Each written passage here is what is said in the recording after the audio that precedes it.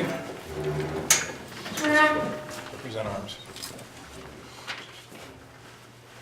Oh, say, can you see by the dawn's early light what so proudly we hailed at the twilight's last gleaming, whose broad stripes and bright stars through the perilous fight o'er the ramparts we watched were so gallantly streaming, and the rocket's red glare, the bombs bursting in air, gave proof through the night that our flag was still there. Oh, say does that star-spangled banner yet wave o'er the land of the free and the home of the brave?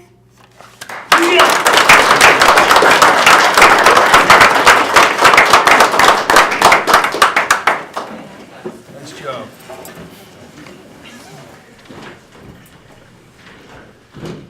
You want to stay? Okay. I want to see you. I think Mimi's glowing. And now we'll turn the meeting over to Chief Miracle. Well, Vergennes Police Department this week was awarded a special award by the Vermont Highway Safety Alliance. Each year, departments from around the state participate in various programs. I think there's 6 of them, generally centered around holidays and whatnot. And each year they present an award to the department that is the most productive during these events. So this year the Vergennes Police Department received that award. It's the first time I think we've ever received that. And we had the highest rate of DUIs, distracted driving, and whatever else for all the departments in the state for each one of these events. And when we participate in these events, it's a win-win for us. Number one, it gives the officers more of a chance to go out there and do the work on the street. They provide money for us to do that. We also receive equipment money each year. One year it may be $6,000, another year is $8,000. And if you look at all our equipment in our cruisers, the majority of that has been paid for by the Governor's Highway Safety Program at no cost to the taxpayers of the city of Vergennes. So it's a win-win for us, not to mention the exposure that we get, and it makes our highways safe. That's the bottom line. So again, this year we received that. I'm really proud of my guys. They did a great job. Not only do they do a good job as far as being productive, but they represent the city of Vergennes well on all the roadside stops. They're polite, they're courteous, and they do their job and they're knowledgeable. Not to mention the fact they help people out quite a bit of the time. When you have letters coming in from people thanking you for stopping them and giving them a ticket, they're doing something right. So those are the kind I like. So kudos to my guys. For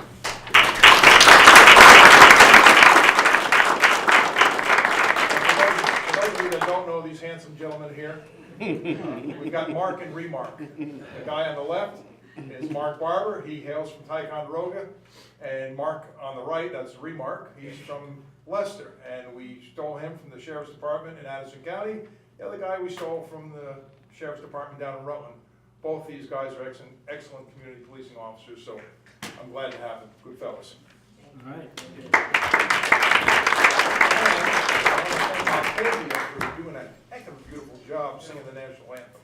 God bless you. All right. One of the things I wanted to do, just to go in a little bit, drill down just a little bit more about this program. You'll notice that this award is from the Vermont Highway Safety Program, which is really a special program that George started to explain, and the money is actually a little bit competitive. And what I mean by that is that you can apply for money, and we use it to augment the budget, really. We're able to put officers out on the road either with what's called an OP grant, which is for officer protection, i.e. seat belts and the like, child seats and the like, DUI for obviously for impaired driving, and then the equipment grant, and then there's another reimbursement that we have. Officer Jill Harder is a certified DRE, and there aren't a lot of DREs, drug recognition experts in the state of Vermont, and sometimes the state police rely on us. Not all state police officers are DREs, and so if there is a vehicle stop and there is impaired driving, possible drug related, Jill would respond to that, and Joan ends up with one more thing on her plate because Joan has to, in essence, bill for the DRE work so that we're reimbursed for that. So of those 4 programs, the OP grant, the DUI grant, the equipment grant, and the DRE, the total, it's not $100,000, but it's 75 or 80. It's a sizable chunk. So it's not a part of our budget. If you notice when you're looking at our budgets, down under our non-budget expense and non-budget income, you will see police payroll or police equipment. That's how we split those up, and the numbers add up. And what I mean by competitive is that when you get a grant, if we get a $30,000 OP grant, we want to use that money, because if you don't use that money, and the next time that you apply, you don't get it. So we want to make sure that we don't leave any money on the table. It really isn't anything that affects the city budget, but it provides some additional hours for the officers to work. And Mark Barber just recently kind of took over the paperwork side of this program. So I don't know what you're going to do the second year, but this is a pretty good start for you. There's one other thing I'd like to mention too. We got a nice email today from the Madison County State's Attorney's Office. These guys have been tied up in a fairly extensive case dealing with one local individual who was arrested and is now in custody. But each time we arrest somebody, we have to do an affidavit. And affidavits are usually affidavits. Well, the officers did such a fine job on the affidavit that they were acknowledged by the state's attorney's office, and they're using that same affidavit as a template for follow-on cases. So it really made me proud to see where we've started, the quality of the paperwork that we started with. Not that it was bad, but where we are now, where we're being used as a template for the rest of Madison County, I'm very happy about that. So, Good job. thank you. Seth? Sure. All right. George has another engagement, I understand, and We do. I think we've got a table for 5 at Park Squeeze. And I think it's right around 6 o'clock, so I think it's time that we all start getting hungry and angry. So we're going to take leave of you folks. Thank you very much for the opportunity to come by tonight. Thanks, Chief. thank you very much.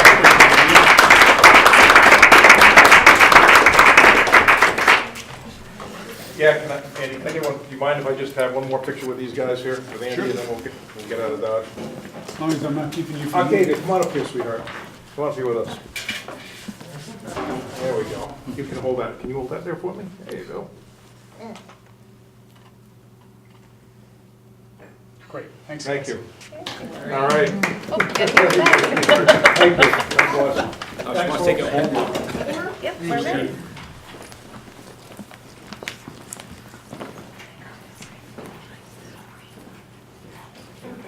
Gotta get that grandma hug. Don't forget, you guys are working tomorrow. At her desk, is it clean? Oh, yeah.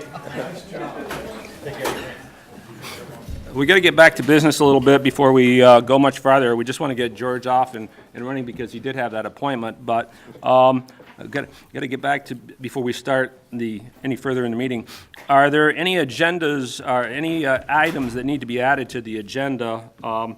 Mel had told me that about swimming pool filter covers. It's going to take some action, so we'd like to add that as item K. And if you were handed an agenda. It is missing number H, which should be polling hours, I should be local option tax, and J, rail trail project. So hopefully that sets that. So any other items that anybody needs to add to the agenda? Hearing none, then we'll move right along. And visitors Carrie McFarland and Tim Clark wanted to come and have a little chat with the council, and the floor is yours. Wherever you want to, wherever you'd like to stand. This seemed like a good spot. Okay, yep. Okay, and maybe I'll just put this now. So first I want to thank you for putting us on your agenda tonight. Thanks everybody for coming. I'm here with Tim Clark to introduce the Walk Bike Council of Addison County. But before that, I figure I should probably tell you who I am. Some of you know me, but some of you don't. I'm Carrie McFarland. I am a member of the Walk Bike Council of Addison County, and I've lived in Vergennes since 2008 when I bought a house on South Maple Street with my partner Jeff. Some of you know Jeff. I joined the Walk Bike Council for two reasons, mainly. First, because I haven't gotten my bike out on the road since 2015, which you might recall was the year when we lost 4 cyclists on the road to collisions with cars, and I would like to do everything that I can to be able to get back out on the road. I miss biking. And the other reason I joined the Walk Bike Council is that it's giving me an opportunity to continue some of the work that I did on committees related to the community visit back in 2014. This is Tim Clark. I'm Tim Clark. I moved to the area about 20 years ago, and I've been a lifelong biker many years before that, racing and touring, working with Vermont Bicycle Touring, and I joined the council at this same time, obviously, for the same reasons, concern of safety on the roads. And I've been really happy to hear about people that are actually interested in doing things. It was a surprise to me. I thought only the hardcore bikers. It's nice to see that it's out there in the community. And, hopefully we can help keep things moving along. There's a real mix on the council. So now you might be wondering what is the Walk Bike Council of Addison County. You might have seen the one-page description that was in your agenda packet. I can pass it around, or if you all have copies, I can pass it this way. Yeah, everyone here on the table has that. So, I don't know, would you like to start in case you guys want to know a little bit more? Maybe you've glanced through it already. Maybe you've also seen the article that was in the Addison Independent a few weeks ago.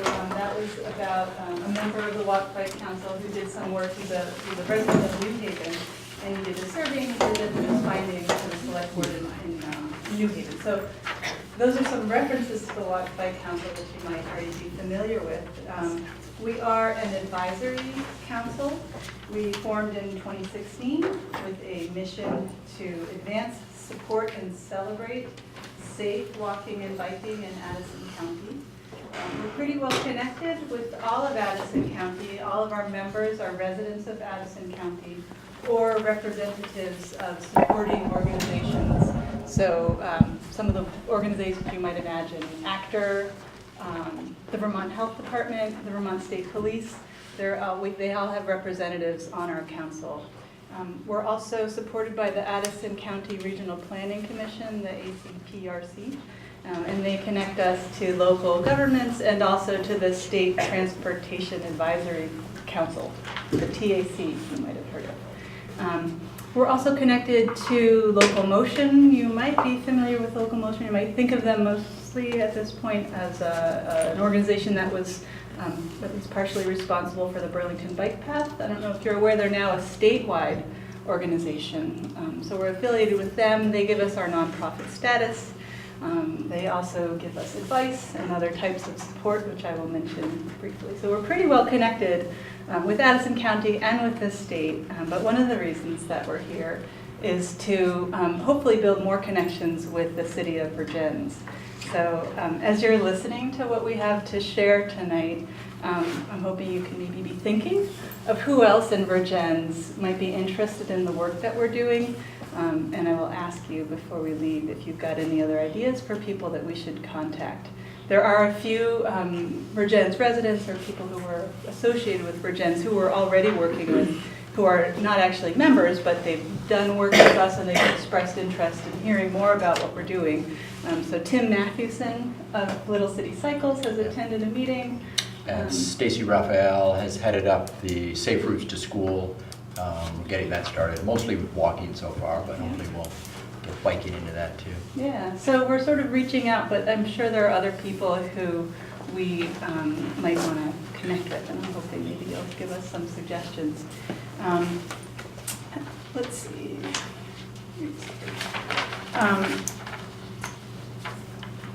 That is who we are, and a little bit of what we do. Since our mission is to support and celebrate safe walking and biking, I thought maybe that would be the next thing that we should do for Vergennes. There are some good things going on here.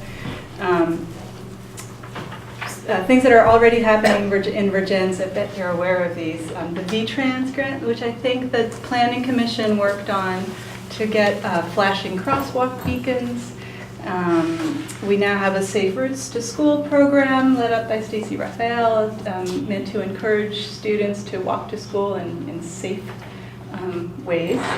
We also did a bike safety fair this year. That was Tim and the other Tim. With Tim Matthewson and David Andrews. Oh, great.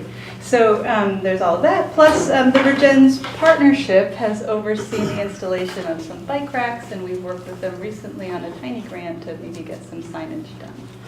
I think there's probably a lot more. And if I'm doing my job here, you're all thinking of other things that have happened, other accomplishments. So hopefully that's happening. These are all significant and exciting improvements to Vergennes. Hopefully these are a sign of what's to come. What I want to do next is the support part of our mission. We've celebrated and now we want to support improvements, further improvements, and hopefully plant some seeds for what we can continue to do, work that we can do in the future. So I have for you the top 5 reasons to be optimistic about the potential for further improvements, small and large. So the first of the top reasons, I mentioned local motion. So Jason Van Driesch, he's their interim executive director. I mentioned that we work closely with local motion. He sent us here with a statement. He said there are many opportunities to make quick, low-cost improvements to Vergennes streets. We don't have to wait for big grants and major engineering designs. With a little help from organizations like Local Motion, we can jumpstart change locally.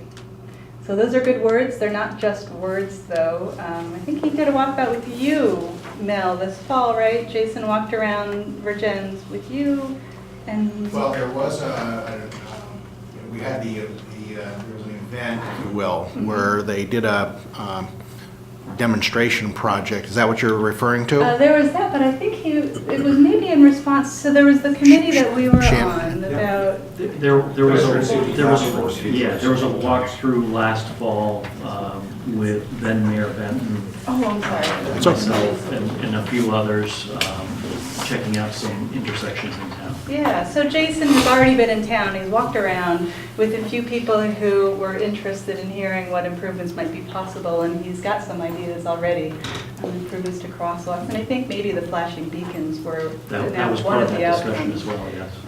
So that's my first top reason to be optimistic. Second top reason to be optimistic is from Claire Tebbs. She's on the Addison County Regional Planning Commission. She's a land use planner. She shared that there is a push for improvements at various levels in the state of Vermont. And when such a push exists, often funding opportunities can follow. So some examples of these, of the push at the state and local levels include the newest draft of the Addison County Regional Transportation Plan. I don't know if you've seen it yet or not. It's pretty new and it might still be in draft form. It is still in draft form. But it recommends that Vergennes, Bristol, and Middlebury lead the way with walk-bike master plans and walk-bike infrastructure. There's also, of course, I'm sure you're aware of the new municipal plan and the Basin Downtown Plan that was the outcome of the community visit.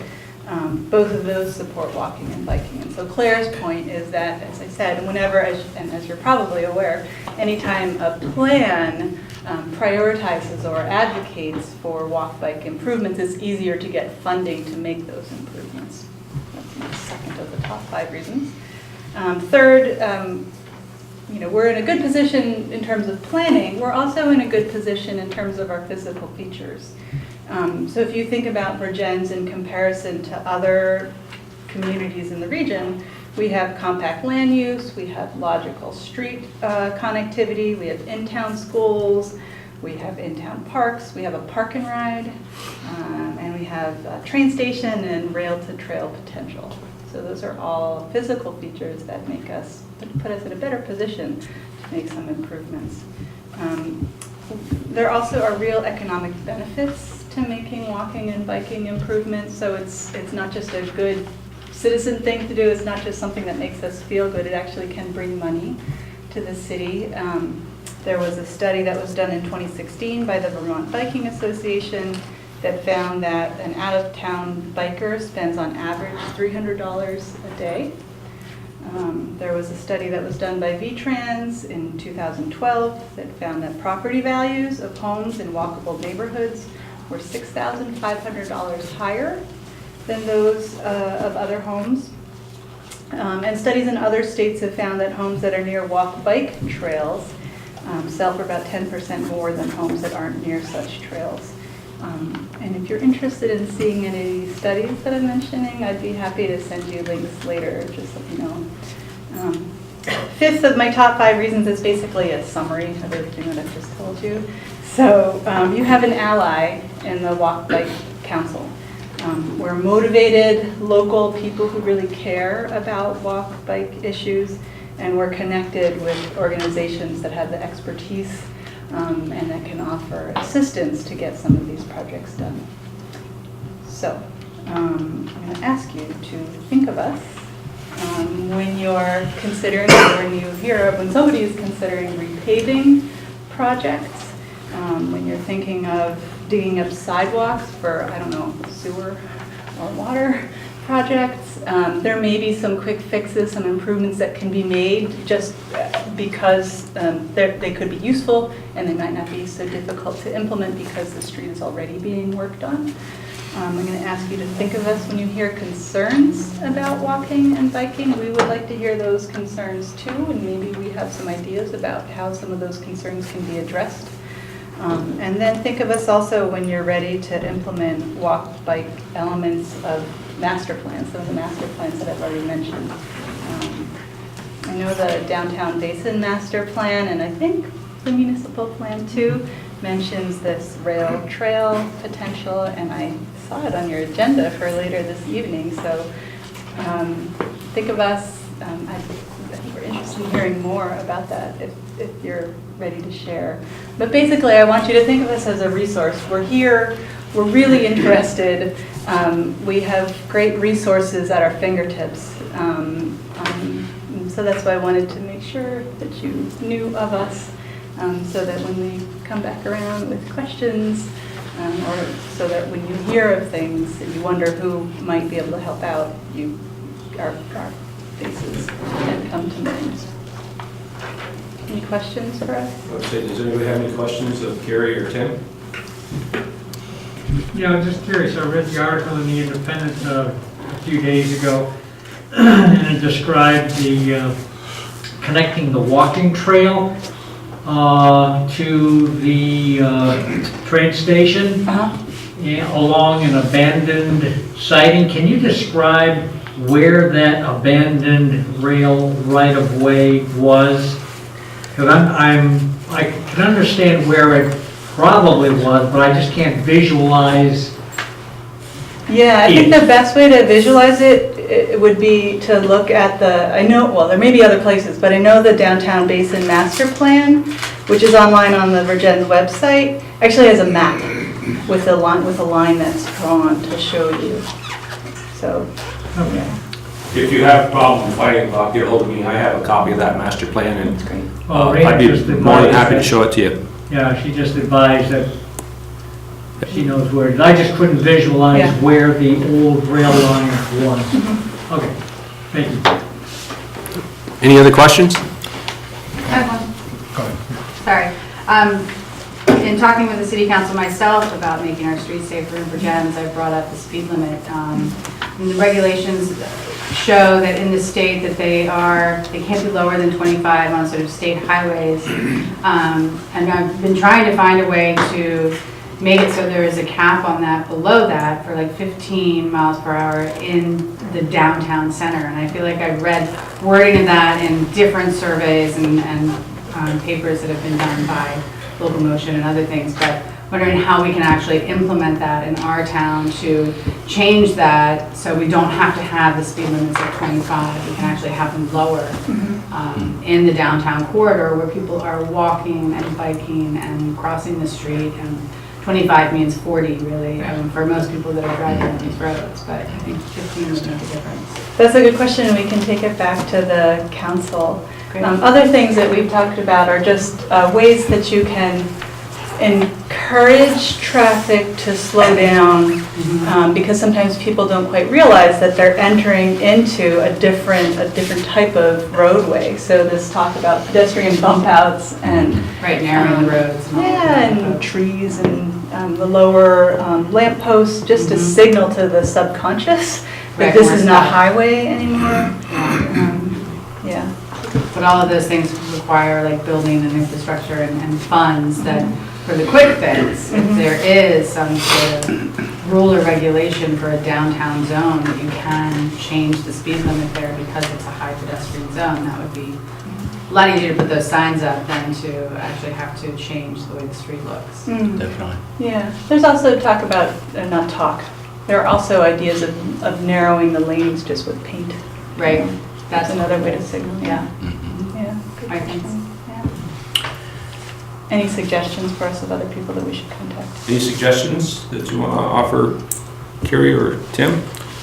So one of the things that Shannon or I will do, if you haven't seen it, the Planning Commission undertook a sidewalk inventory about a year or so ago, and it started out, being a number of groups, volunteering to rank sidewalks, and as it turned out, John Coburn ended up doing the entire city. So just wanted to recognize John's effort, and that's why we give him the soft seat at all Planning Commission meetings, because he's tired. But anyway, we'd like to share that with you. It has been brought to the City Council. Of particular interest are, I would think, would be sidewalk extension projects, and so we'll make a point to get that to do, because I'd like to get your input.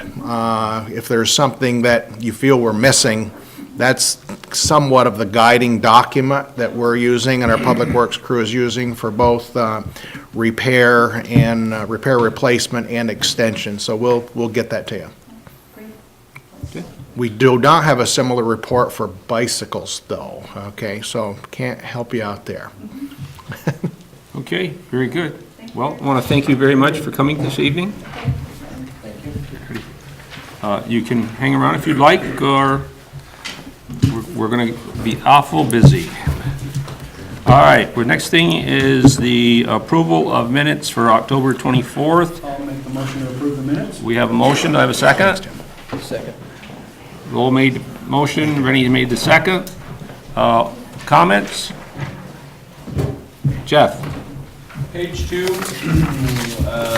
local option taxes, second line, Town of Middlebury and the City of South Burlington. That was all. Turn. Actually,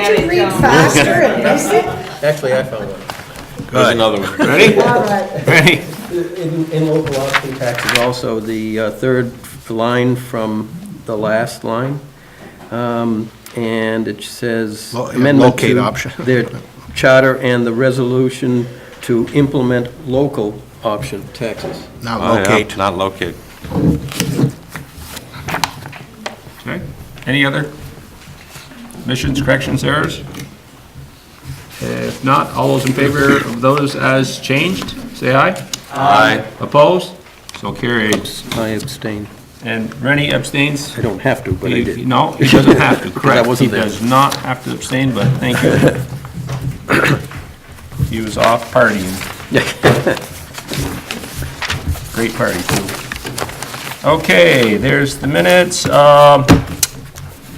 Any questions on the warrants? I see everybody was signing them.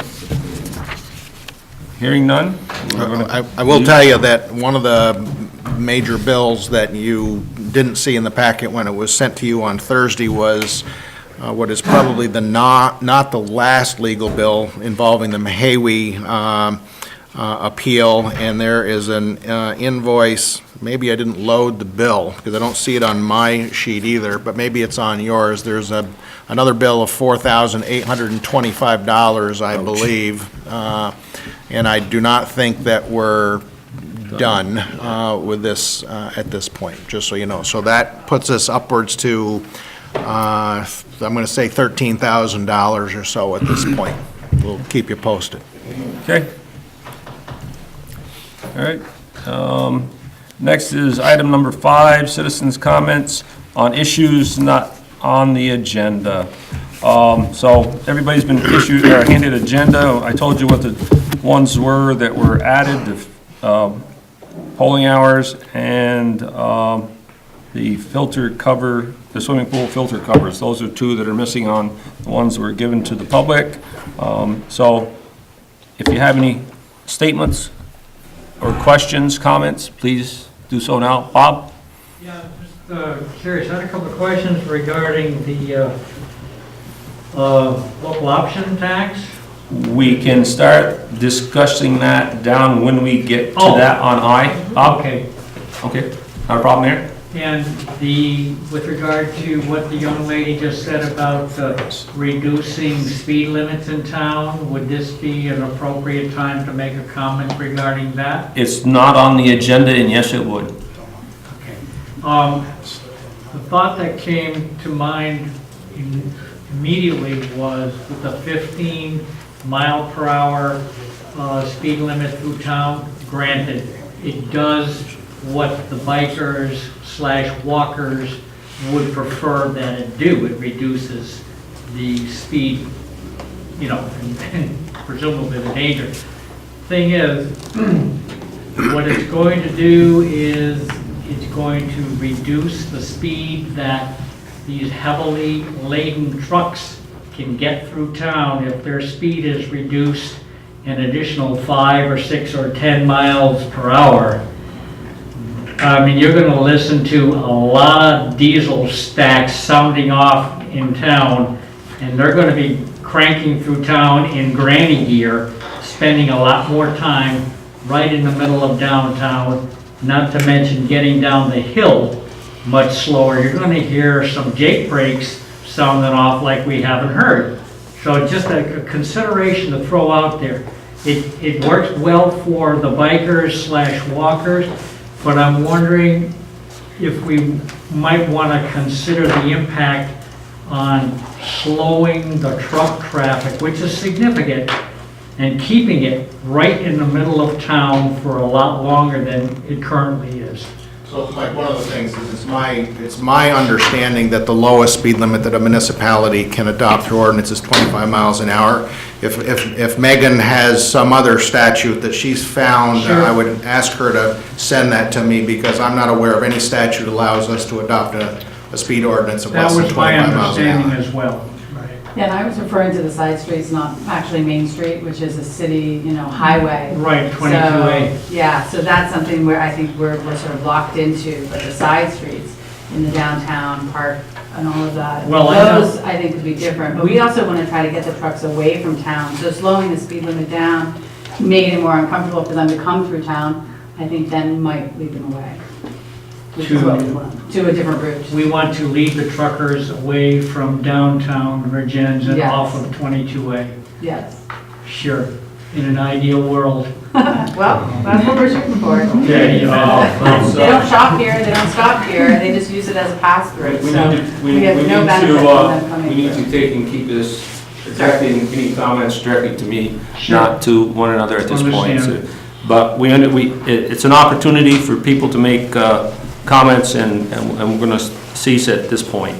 We're going to move right into the business section, and the first one is going to be Shannon Raintree requesting use of the city green for holiday stroll and lighting of the city green. It's Joe. It's Joan?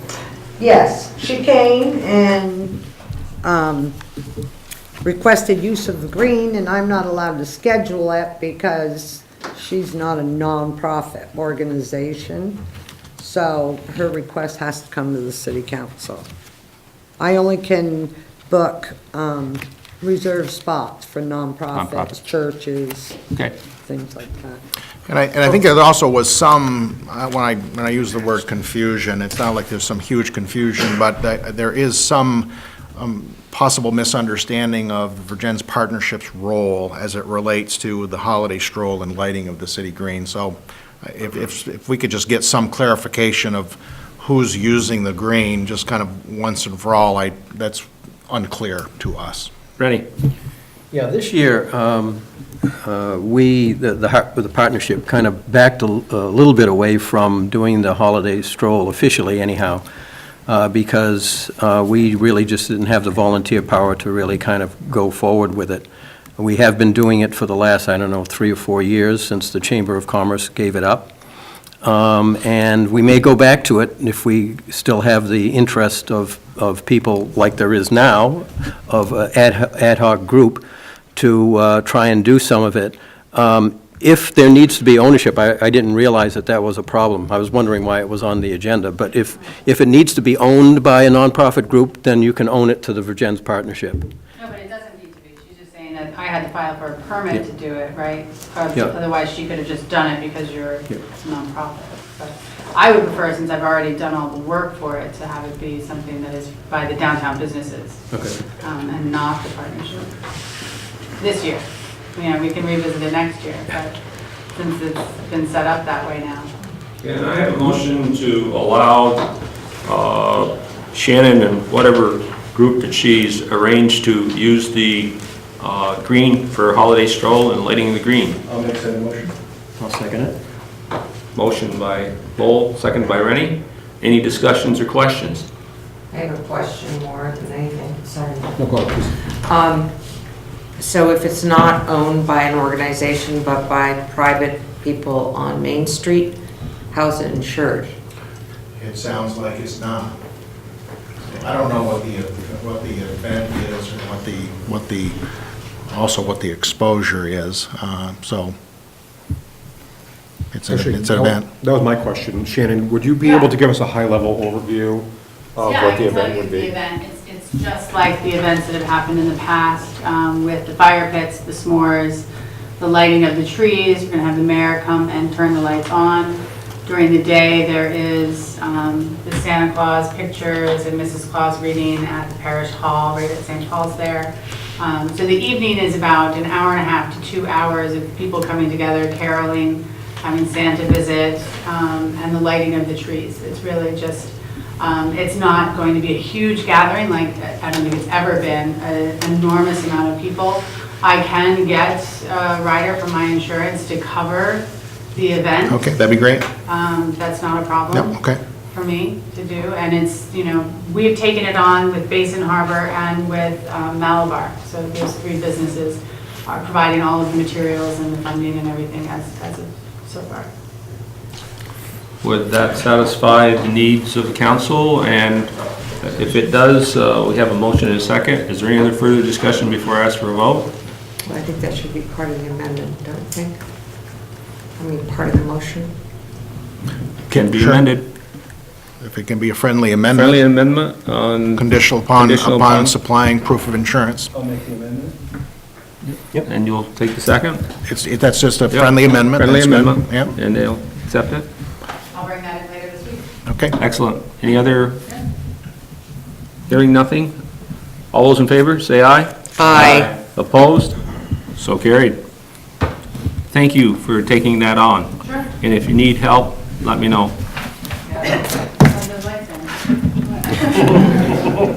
Actually, it's flipping the switch. Yeah, there's a switch. And I have a person that is experienced in that, other than myself. I just tell them when to flip the switch. Okay, good deal. Next item, item B, CK and LLC, ABD, DBA, Vergennes Laundry, first class liquor license application. Jeff? Mr. Mayor, I would like to disclose that I have had a consulting relationship with the applicant, and I will recuse myself from this discussion. All right. Any comments? Would anybody like to make a motion? Rennie made the motion, and Lowell second that we grant the application, a liquor license application. Any other questions? Comments? None? All those in favor? Aye. Opposed? So carried. At this point, C and D, I am going to remove myself from the table, turn the meeting over to Rennie. I am a member of the Vergennes Fire Department and Stevens Hose Company, and have been for over 40-something years now. So I know that I could be fair and unbiased in my opinion, but I just think it's more clear that I just remove myself, and when Rennie does such an outstanding job on that, I'll come back and talk about sandwich boards.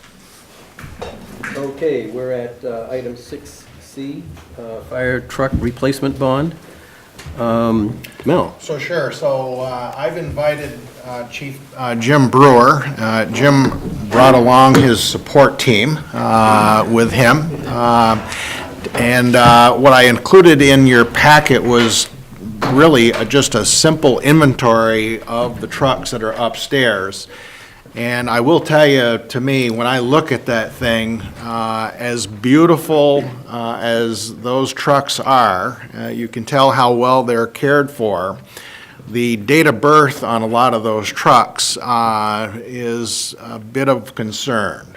So, you know, this isn't really, you know, brand spanking new turf to be talking about a new truck, and it's amazing how fast 23 years goes by here, 22 years goes by when we did this. But so anyway, Jim can talk in a little more detail, or any other member of his team.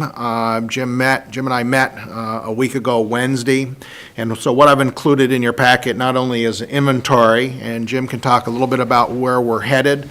Also, I went so far as to contact what is now the community bank, and they really, we use the Merchants Bank, which is now the community bank, for our police station bond, and they are not in the business of issuing 20-year fixed-rate municipal bonds, and so therefore, I think a 10-year bond is something that they would be interested in talking about, but I think that the budgetary impact would scare you.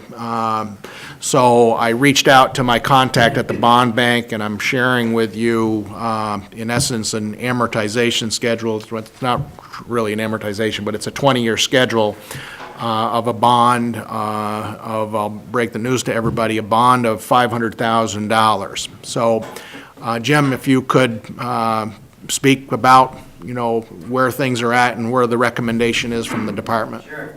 I think it was probably about 3 years ago now that we met upstairs going through the stuff, maybe 2-3 years ago, and we started going through the trucks, and I asked at that point in time whether we could go forward, because it is getting near time to replace engine one. Engine one is the first new truck out of the station. It is a 1994 Salisbury. Been an excellent truck for us. Problem is now is we're getting to where it's at the dates, and things are starting to break down out of it quite often. Parts are getting harder to get for it, and so on and so forth. But as Melvin said, we're looking at a truck that was 23 years old right now. So I got the blessing from the council that, yeah, this is worth going, we need to go start looking at it, put a committee together. Part of the committee's here. We got Captain DiBiase, Captain Dion, Captain Crowley, firefighter Liam Casey. Then we also had Corey Lumbra, who's the driver of the engine one right now, and firefighter Brian Fraser on the committee. we've gone over and over, and for 3 years.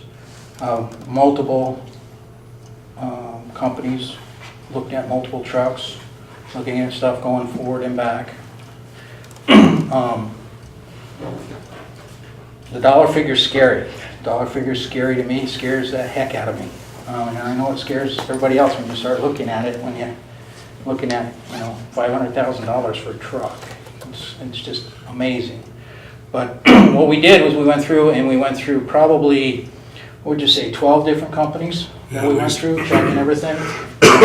So we did not, I didn't look at, we went from high end to low end on everything that we were looking at. And means that we try to keep them, we're 23 years and we try to get that many years out of it. We went upper middle, a little bit upper middle, but a long way from the top. And what we're also looking at is what will do us best going forward. Trying to look forward 20 years as to where we're going to be and how we're going to do it. And also try and keep costs in mind. So the truck we've landed on, let's put it that way, is a HME Aaron Fox. They're a nice truck. And like you say, it's upper. It's not. It's upper. It's just above, but it's not. Like I say, not top of the line. Excellent truck, set up to go forward. We'll set up what we want, but we're still trying to keep cost-effective figures going forward. So, that's pretty much it. We were looking at trucks that we were looking at, $600,000 for an engine, and that's, we couldn't do it. I couldn't do that. And we did. We had our heart set on a truck, but, that truck was, it was way out of our reach. So, we have got, and this truck will serve the city well. I think we've kind of proved that in the past with what we've done and how we've put together.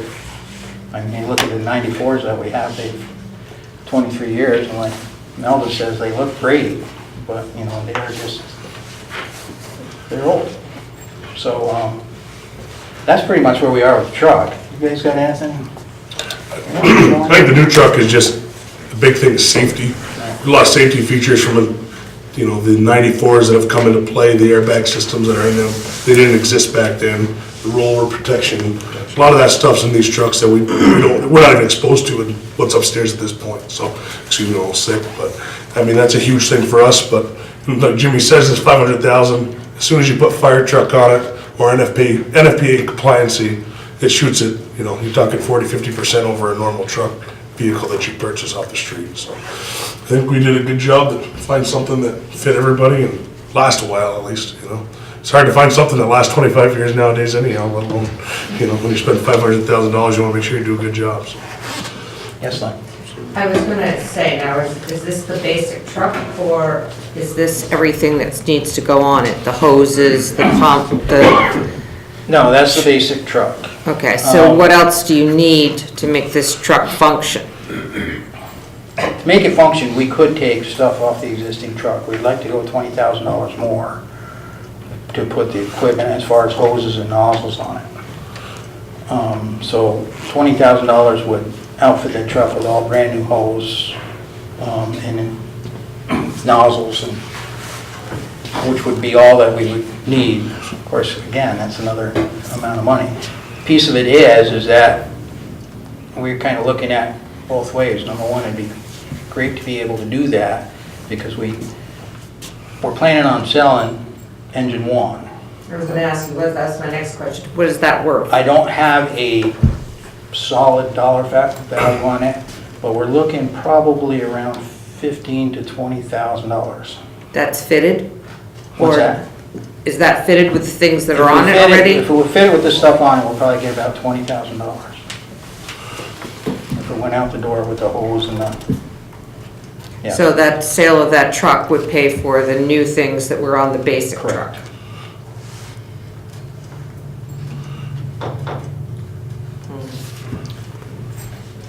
I know there's a big difference between the new fire truck at Ferrisburg. I mean, they have seat belts, they have, Airbags. six cab, or Right. 6 seats cab. I mean, comparing them, they're not even comparable anymore. No. One of the things we looked at here, of course, we got kind of size restriction because of the station and that. So this is a 6-man cab. We will be able to have 6 firefighters. So of that, when we head out of the station, as soon as you get to your site, I've got 6 people fully capable of jumping off the truck and going in. So you're not, your air packs, they're all geared up out of the truck when we get on scene, ready to go. So you're not sitting there trying to pull something out of the compartment, get set up and go. So if this were approved, when would you order the truck and when would it be here? We would order the truck right after the approval of to go ahead and do that. And we're looking at roughly a year for it to. Just by law, people have if the bond is voted on, Mel and I talked about this, if the bond is voted on, if it's passed, somebody has up to 30 calendar days from the time of vote to try to appeal that. So, just so that everybody knows up front, an actual probably order couldn't go in until sometime beginning of April. Right, but if you put it in, and if it's approved in March, we're probably looking at May order, that's. Or even you could do it in April. It might be April, May order, and then you're looking at, it'll be the following April before we get here. And when would we pay upon delivery? Yeah, well, there's a bunch of different options, okay? We can cut some costs by paying up front. There is going to be a certain amount of money that's going to need to be down. I haven't worked the details with them yet because, I can't go work the details without having to go ahead from you guys. So we do have, there's a couple options. We do have to put some money down, and then, it'll be rest upon completion, or you can prepay, and it's actually, what do they call it, bonded, that is secured that you will get your delivery of your truck, and then there's a percentage that's knocked off. Do you know how much that is? What's that? Do you know how much that is? Well, we'd analyze that. We wouldn't About 30%. analyze It's that about option. 30%. It's big. The It is big money if you pre-buy. It's like, no, not 30%, 40, 10%, 30 to 40,000 at least that they've shown us, depending on the vendor, that gets knocked off of that for a pre-buy. And I don't remember if this one was cab or chassis, chief, or if it was, some of them they pre-buy just the cab and chassis, Yeah, this and one some of them here- they pre-buy the entire truck, and they give you that discount. I can't recall which one HME had. There's a couple of different options. We didn't dig into that far yet. We're looking at Substantial. preliminary number going forward, talking right now. I'll come back to you, as soon as we get more information, I'll pass it on to Melvin. So, and kind of, I don't want to, when I say rough numbers, these numbers aren't really all It's that nothing far solid. off, okay? So, right now, the cost of the truck, without replacement hoses, without nozzles, as I understand it, is $520,000, all right? And you'll notice that the illustration that I had the bond bay do was on $500,000. So just so you know why I did that, is what I had in my mind was the fire department is currently sitting on between $45,000 and $50,000 fund balance. And so if we bought the truck at $520,000, and then we have a truck that we would be selling, we still have a decision about equipment, let's say that is a wash, all right? And we use $20,000 of our cash carryover, that's where the $500,000 is coming from. I think if you start bonding for anything less than $500,000, there's a lot of things that can go, when I say go wrong. Let's say that this truck that we think is worth 20 is worth 8, all right? So there, you can end up with some problems. So I am trying to I don't think that we should be bonding for 20 years an amount of money that does not take into account unused cash. I really think if we've got $50,000 of the public's money, we should be putting that on the table and using it to lessen the debt load. That's just my feeling, all right? Now, does that mean that we can bond for 480 or 485? We need to continue to work on these numbers, and I think that the purpose of tonight's meeting is really, if everybody just fell out of their chair, literally, then this committee's got to somehow go back to work. We just want to let you know that really this mainline fire truck is not getting newer, all right? And we really think that a March bond vote is something that is recommended, and we need to do it. Let me tell you one thing. There's really two really driving things in the fire department. There's lots of driving things, but one of the things is firefighter safety. It's the most important thing of everything, is firefighter safety. Secondarily, and this is a far second, it deals with, here's a boring topic, insurance rates, all right?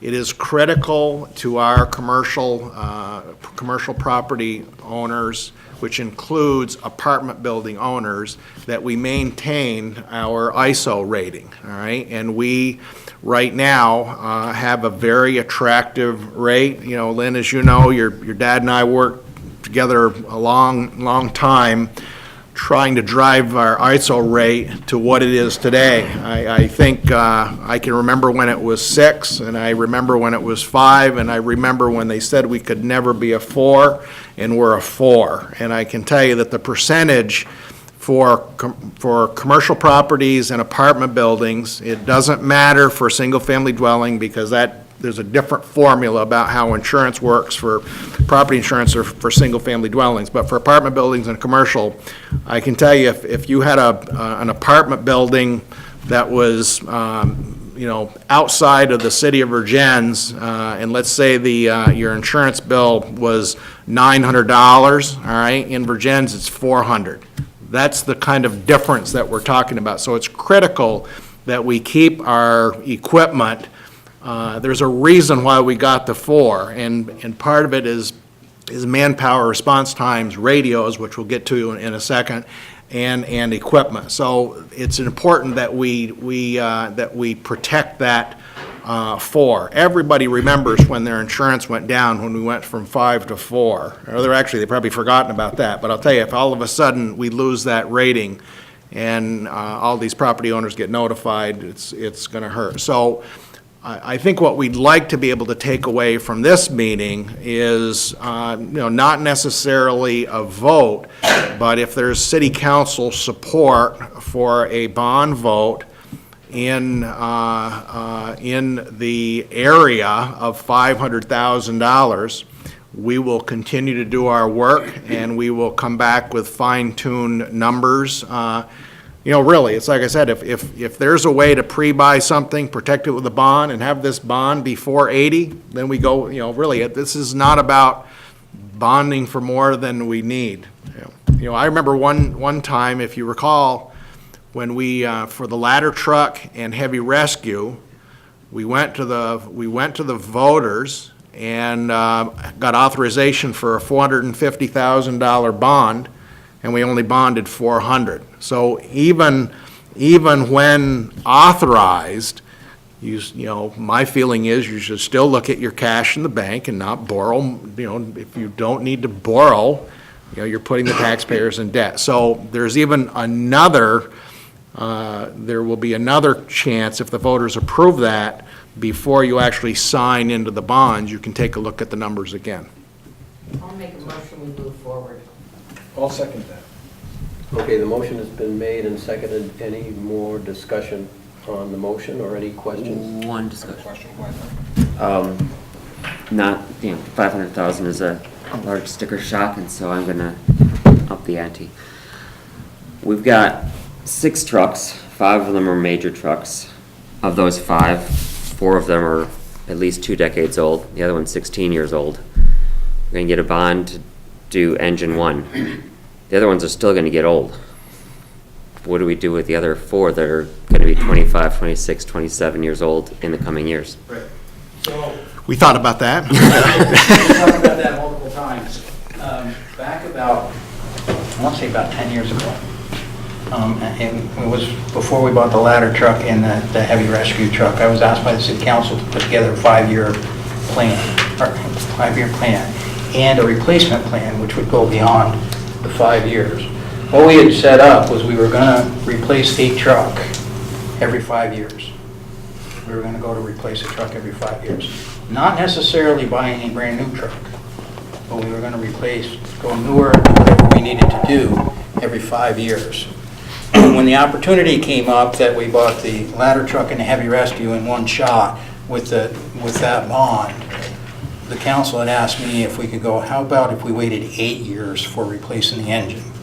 Because originally the engine was set up to be replaced in 15 was when we were going to do that, but we moved out. So you are looking at pieces going forward. Now, that's what the plan is, and I don't want to sit here and say to you that, and I was asked to do this, and I said I wouldn't. I'm not going to sit here and say that, you know, we want to go for the engine right now, and then in 5 years I want to go for the tanker, and then in 5 years I want to go for this one, because in whatever that amount of time that we need to replace, it's whatever truck is in the worst condition at that point in time. I mean, we do have these trucks, we do have all these trucks, but they don't all go to every call, and they don't all do the same operations when they do go to a call. So some of them get less wear and tear than the other ones. So, you know, your ages last a little bit longer and stuff, but that's the piece we look at. I don't know if that's answering your question. No, I'm just wondering if we're just gonna be looking at another $500,000 bond in 2 years or 3 years, or whether there's some way to have an $800,000 bond and buy there's some sort of discount for multiple purchases.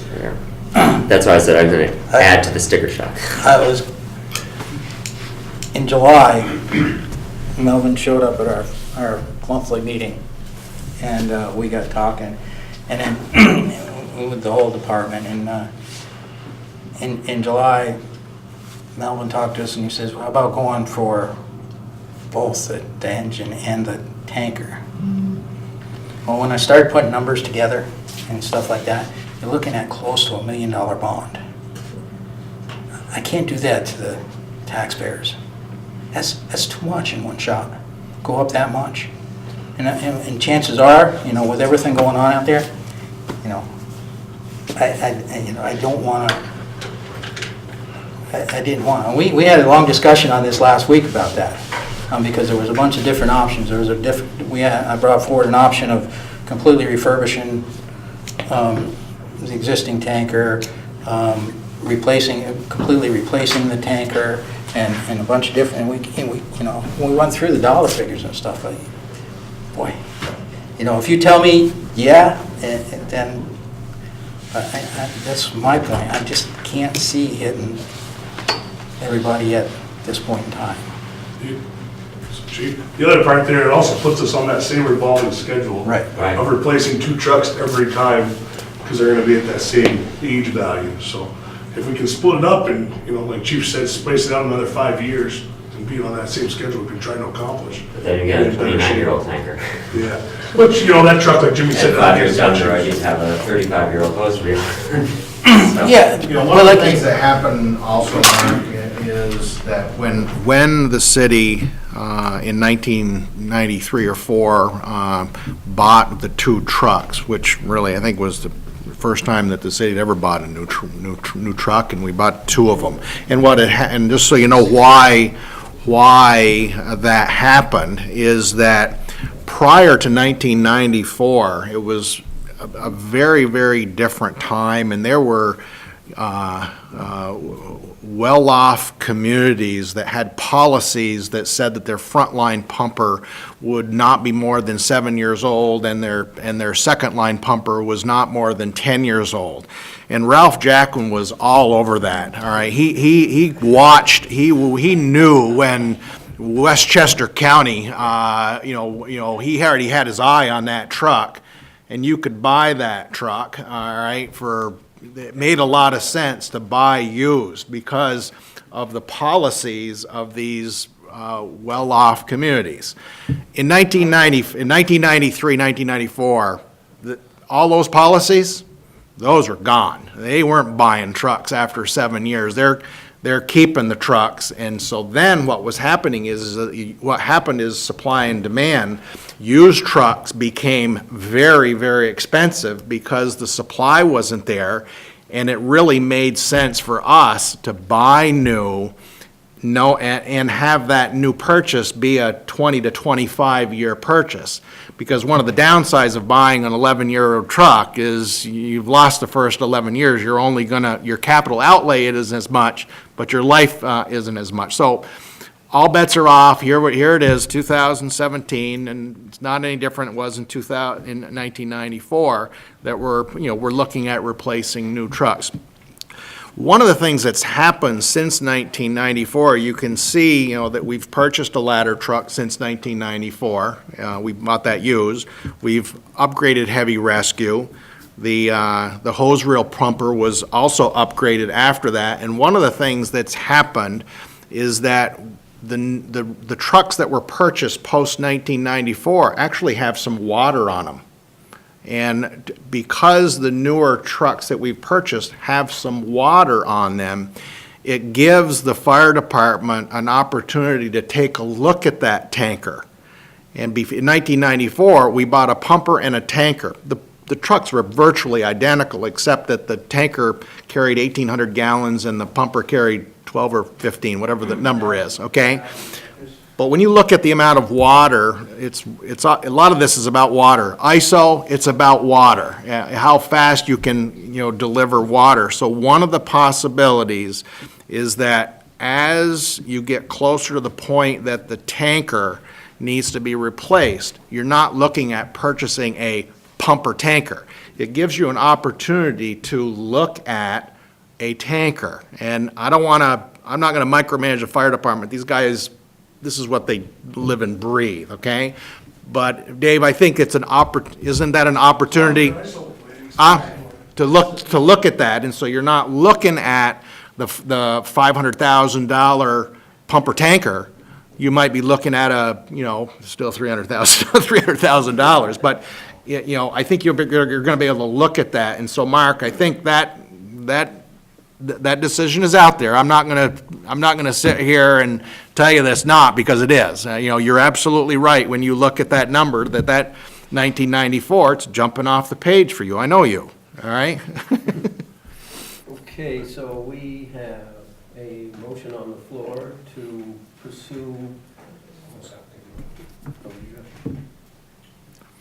the bond, or go through the mechanism necessary in order to come up with a bond of around $500,000. Any further questions or comments? All those in favor? Aye. Any opposed? Okay. We move on. But you're not done, Jim. Yeah. We move on to the Ray Davidson Fund Committee recommendation. Just before this meeting, there was a meeting of the committee to review this. I'll just make a comment that the Ray Davidson Fund is a fund. Ray Davidson was in this fire department, and when he passed away, he gave $199,000 to the fire department. And that was for purposes of purchasing equipment that the fire department needed. Committee was established at that time, and it's set up so that 75% of what the fund earns can be spent each year, and 25% goes back into keeping the fund moving and growing. So each year, the committee gets together and goes over what the fire department needs might be and tries to decide where to place that money. And so here we are. So the committee met, as Rennie said, just before the meeting. Rennie is this, the city council adopted a policy, and the committee is comprised of myself, Joan Devine, the city treasurer, a council designee, and Rennie is that designee, the chief, Jim Brewer, the first deputy, Chris Bushy, and Chief Gibo, Chris Gibo, and the equipment officer. And we joke about this because, Chris Dion is the equipment officer, and who's the other way around? Chris is the apparatus operator, and Matt Crowley. Right, and so they only get a half a vote each. And so the committee met before the meeting and the priority of the department. And I'll let Jim talk about the particular equipment that they would like to purchase for the department, and you will very quickly learn that it is firefighter safety involved. So, One of the pieces that you always look at going in firefighting is the safety of the men going inside, and always trying to look at firefighter safety, and you'll see it with the equipment, you'll see it with whatever we purchase. We do work to try to have everything as safely for the firefighters as we can. So one of the things that we're shooting at doing as we're going forward is every interior firefighter have a radio, a portable radio. This way, number one, it's easier to keep a tab on them when they're inside because you always got a line of communications. And number two, if somebody gets in trouble, they can call out. So what the proposal is we want to purchase 7 more portable radios, which will be distributed to the officers, those 7. The 7 radios that the officers have today will go into the trucks for the interior firefighters. Again, we're looking at firefighter safety. Part of it, the ultimate goal is to have a radio in everybody's hand. But, we're not going there, but it's a goal. So that's a piece that we're working on. And this is part of how we'll go forward, because we'll be able to outfit every person that goes interior, which is great, because that's the hardest ones to keep track of. We'll be working and be a lot safer going in that route. Chief, may I make a comment? Sure. Nothing's been said about something, Liam is the president of Stevens Hose, in case anybody doesn't know that. But Stevens Hose, I was absent one meeting, got up in the kitchen in another one, but I've heard rumor that they're buying, how many masks? 10 masks at a price of $1,380 a piece or something. So the Stevens Hose will be spending about $13,000 to help with this whole safety thing. And right. It's just so part of the tool that ties together with. Right. So what that is one of what we feel is one of the greatest innovations that's come out in the last 25 years in the fire service is the air packs that we wear are Scott's. They're made by Scott, and one of the things that Scott has just came out with is in the mask is a thermal imaging camera. So thermal imaging cameras are a must with firefighting. We have one that we utilize now. It's a handheld that you go in. Number one, it gives you temperatures, gives you the ability to actually see through smoke, which we can't do much anymore. But these masks have a thermal imaging built into them. So when the firefighter is going in the corner is thermal imaging. So they're looking at heat, they're looking at the temperatures, they're able to see it, they're able to see the hot spots, but it'll also help them looking for people inside the building, stuff like that. So when we had demoed one for quite a while, and we waited till they were out 2 years to make sure they could prove themselves, because you know how a lot of things come on the market and then they junk within 3 months and stuff like that. And when we were here demoing it one night again, it was brought up at the Stevens Hose Company, which is really basically a fundraising arm of the fire department to help support the budgets and keep that going. And it was decided at the point in time that we would go buy 10 of these masks. to kind of help better. So we're expecting delivery on them in the next couple of weeks. which It's will be huge. great. They're probably the only department within Yeah. a good portion of the state that is gonna have that technology on that basis. Right. At that volume, so. it was pretty So good. the recommendation of the committee is to request the city council allocate $20,774 for the 7 portable radios. And just so you know, as Rennie mentioned, the bequeast was, a little over halfway between 198 and 199,000, and the policy whereby 75% of the earnings is put into a bucket, if you will, for these kinds of purchases. The other 25% stays in the fund. And right today, we obviously still have the 198,000. The accumulation of those 25% portion is currently about $40,000. And the other money has been spent for a truck. We bought a truck upstairs. There's been some other purchases. Currently, the available funds are $21,000. Sounds a lot like $20,774. Not that it's all burning a hole in our pocket, but as I mentioned to the committee, I always think about Ray Davison. And, Ray bequeathed that money to be used for the fire department. I don't think he intended that money to be sitting in a bank somewhere. I think he wanted to make sure that that money gets put to use, and I really think he'd be proud that it's being used for firefighter safety. So I certainly share the committee's recommendation that the city council authorize that allocation. I'll make that motion. Okay, there's a motion. It's been seconded. Any questions or comments? If none, all those in favor? Aye. Opposed? We have it.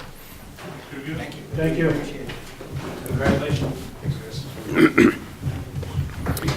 All right.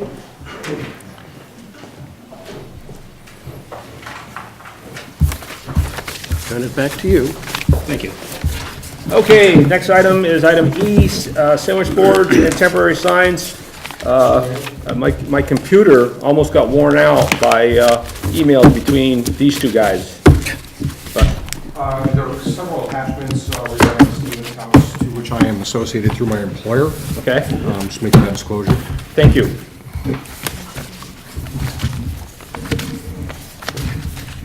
All right, so who wants to take first? I mean, ready?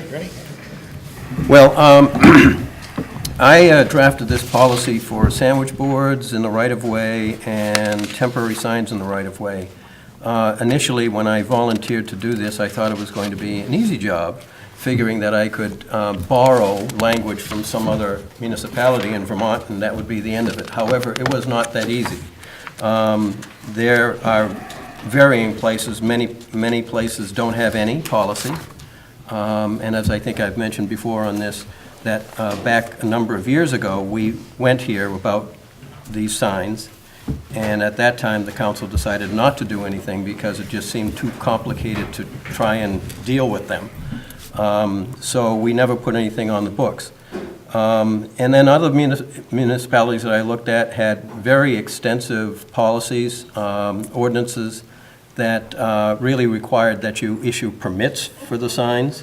And when I was drafting this, I didn't think that we wanted to get that detailed or have that much mechanism for dealing with these signs. So it's relatively long. You got this ahead of time as far as what is recommended for dealing with these signs.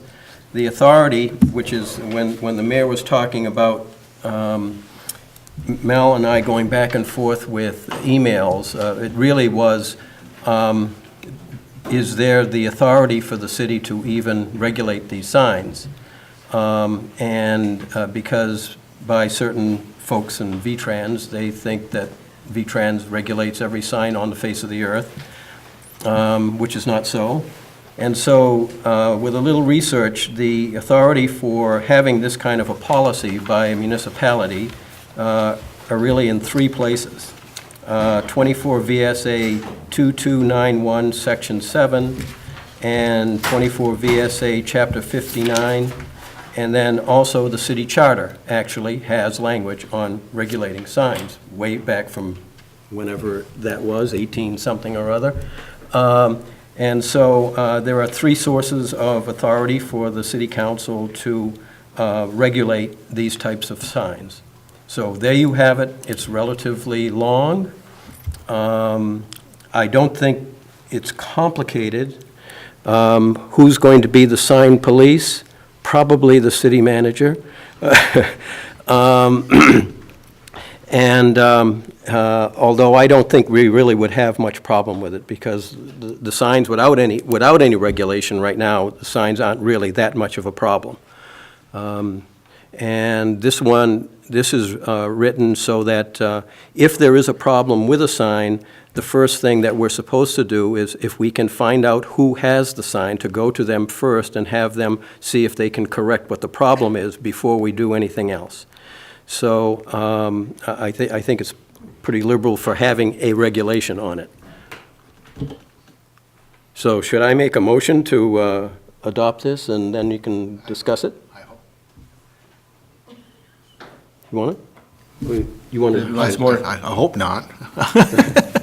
I want to just talk about a few things, because number one, under sandwich board signs, item B, only one sign shall be allowed per lot or parcel, but these are not signs on a lot or a parcel, so I'm a little bit confused about B. And so one of the things in we still do have something in our zoning regulations relative to the exemption of sandwich board signs.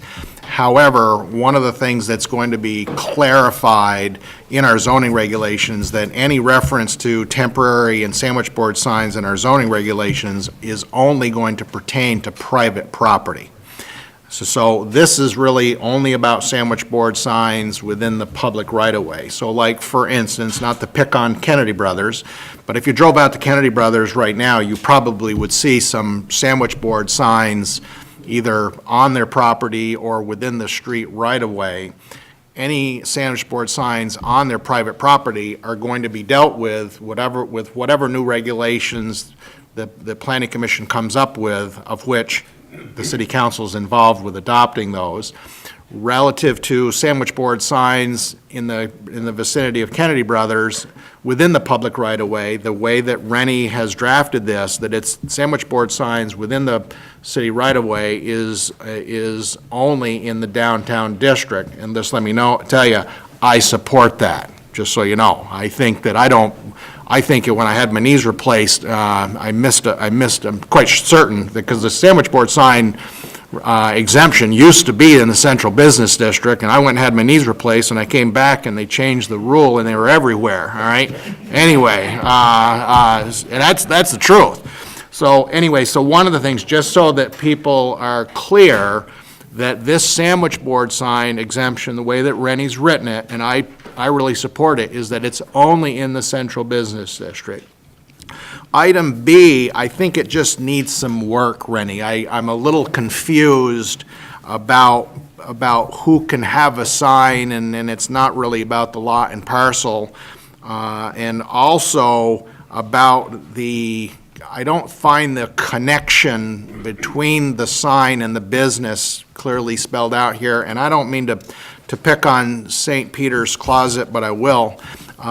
St. Peter's Closet is down on Green Street somewhere, and I don't feel that anybody should be able to go up and put a sandwich board sign out in front of somebody else's business, so is this let me just ask you, Rennie, is this intended such that someone's sandwich board sign is in front of their business?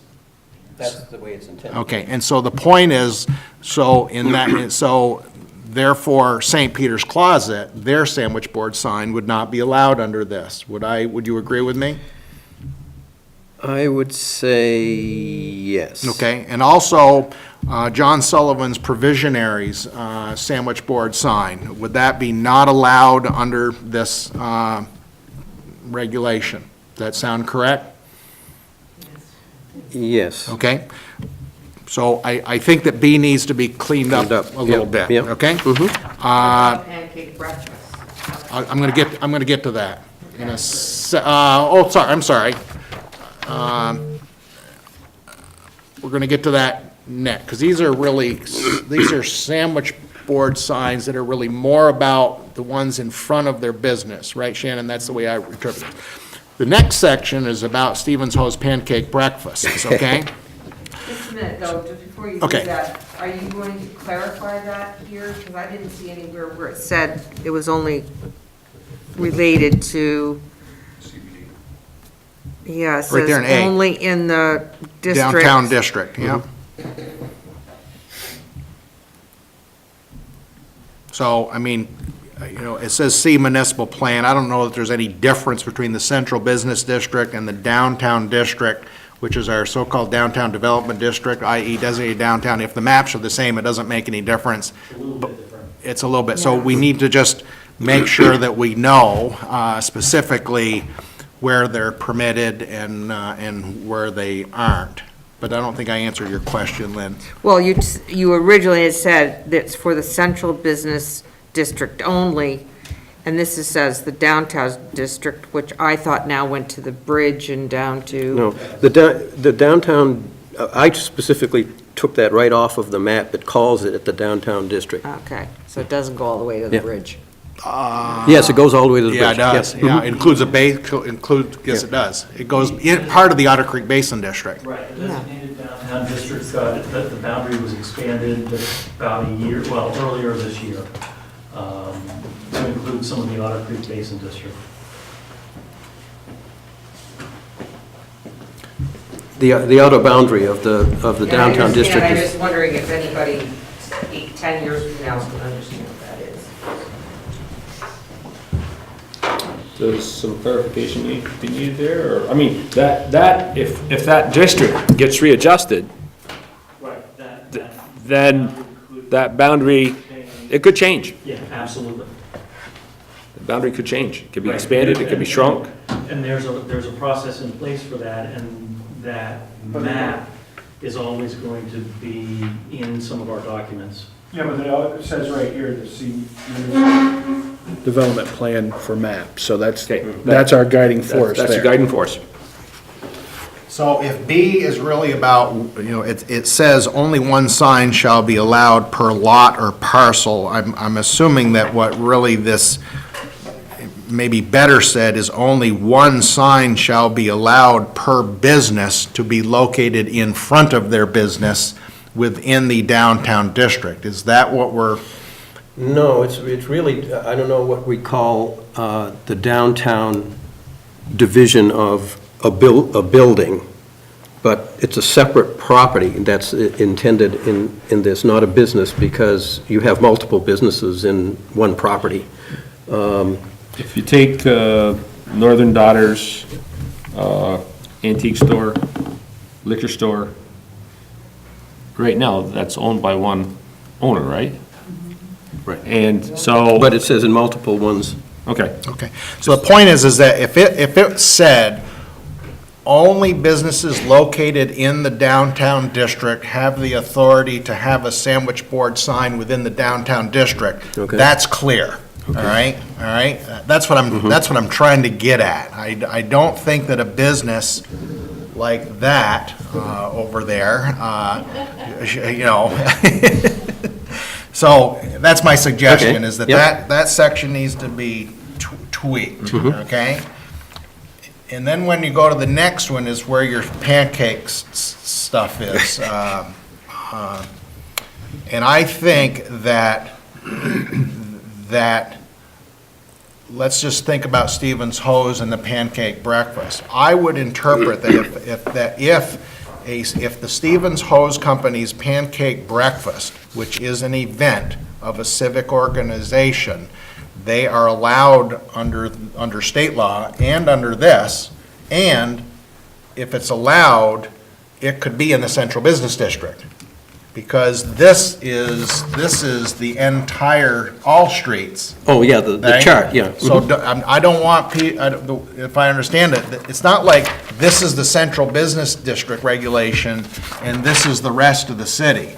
This is the central business district and this is all of the city. And so getting back to your point, an event, whether or not it's the Stevens Hose Company's breakfast or the penny fair or, some event, they could conceivably use this to locate that there. The event one. Yes. Yep.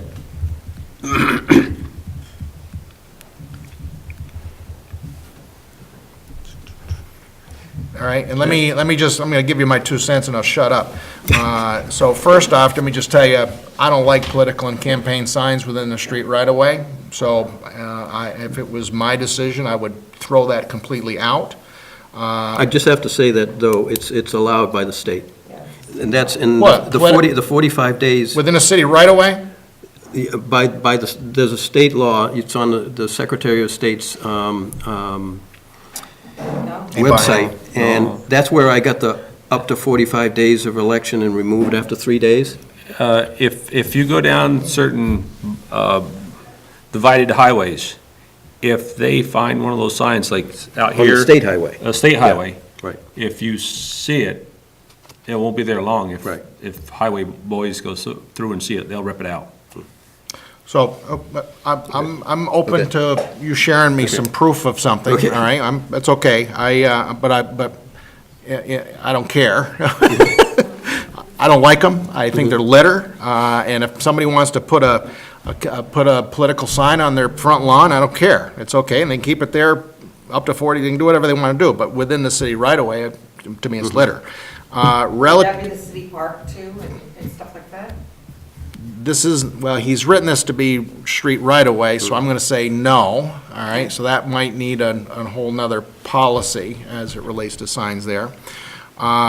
Real estate and rental signs, I'd remove that too as well, because there's already a law that says that real estate and rental signs cannot be off-premise. So if you kind of envision every for sale sign in the city of Vergennes moving out between the sidewalk and the road, I don't think that's what you want. I think Which one are you talking about? Real estate and rental? Real estate and rental signs. They're not allowed. Well, it says none except immediately in front of the premises, and the way that this is street right-of-way, and so what you've written there is allowing them to be within the street right-of-way, Right, between in the front of the sidewalk and premise. road, and Yeah. I'm suggesting Not. that you not do that. But it ain't my call.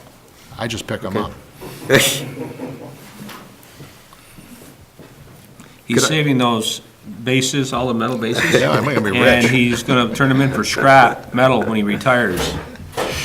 Shannon? Well, as far as real estate signs are concerned, we can't do this anyway, so it's. You have to be on private They property. have to be on the Oh, property you that's do? owned. Because so many of them look like they're actually in the right of way and not on the private property. I move them.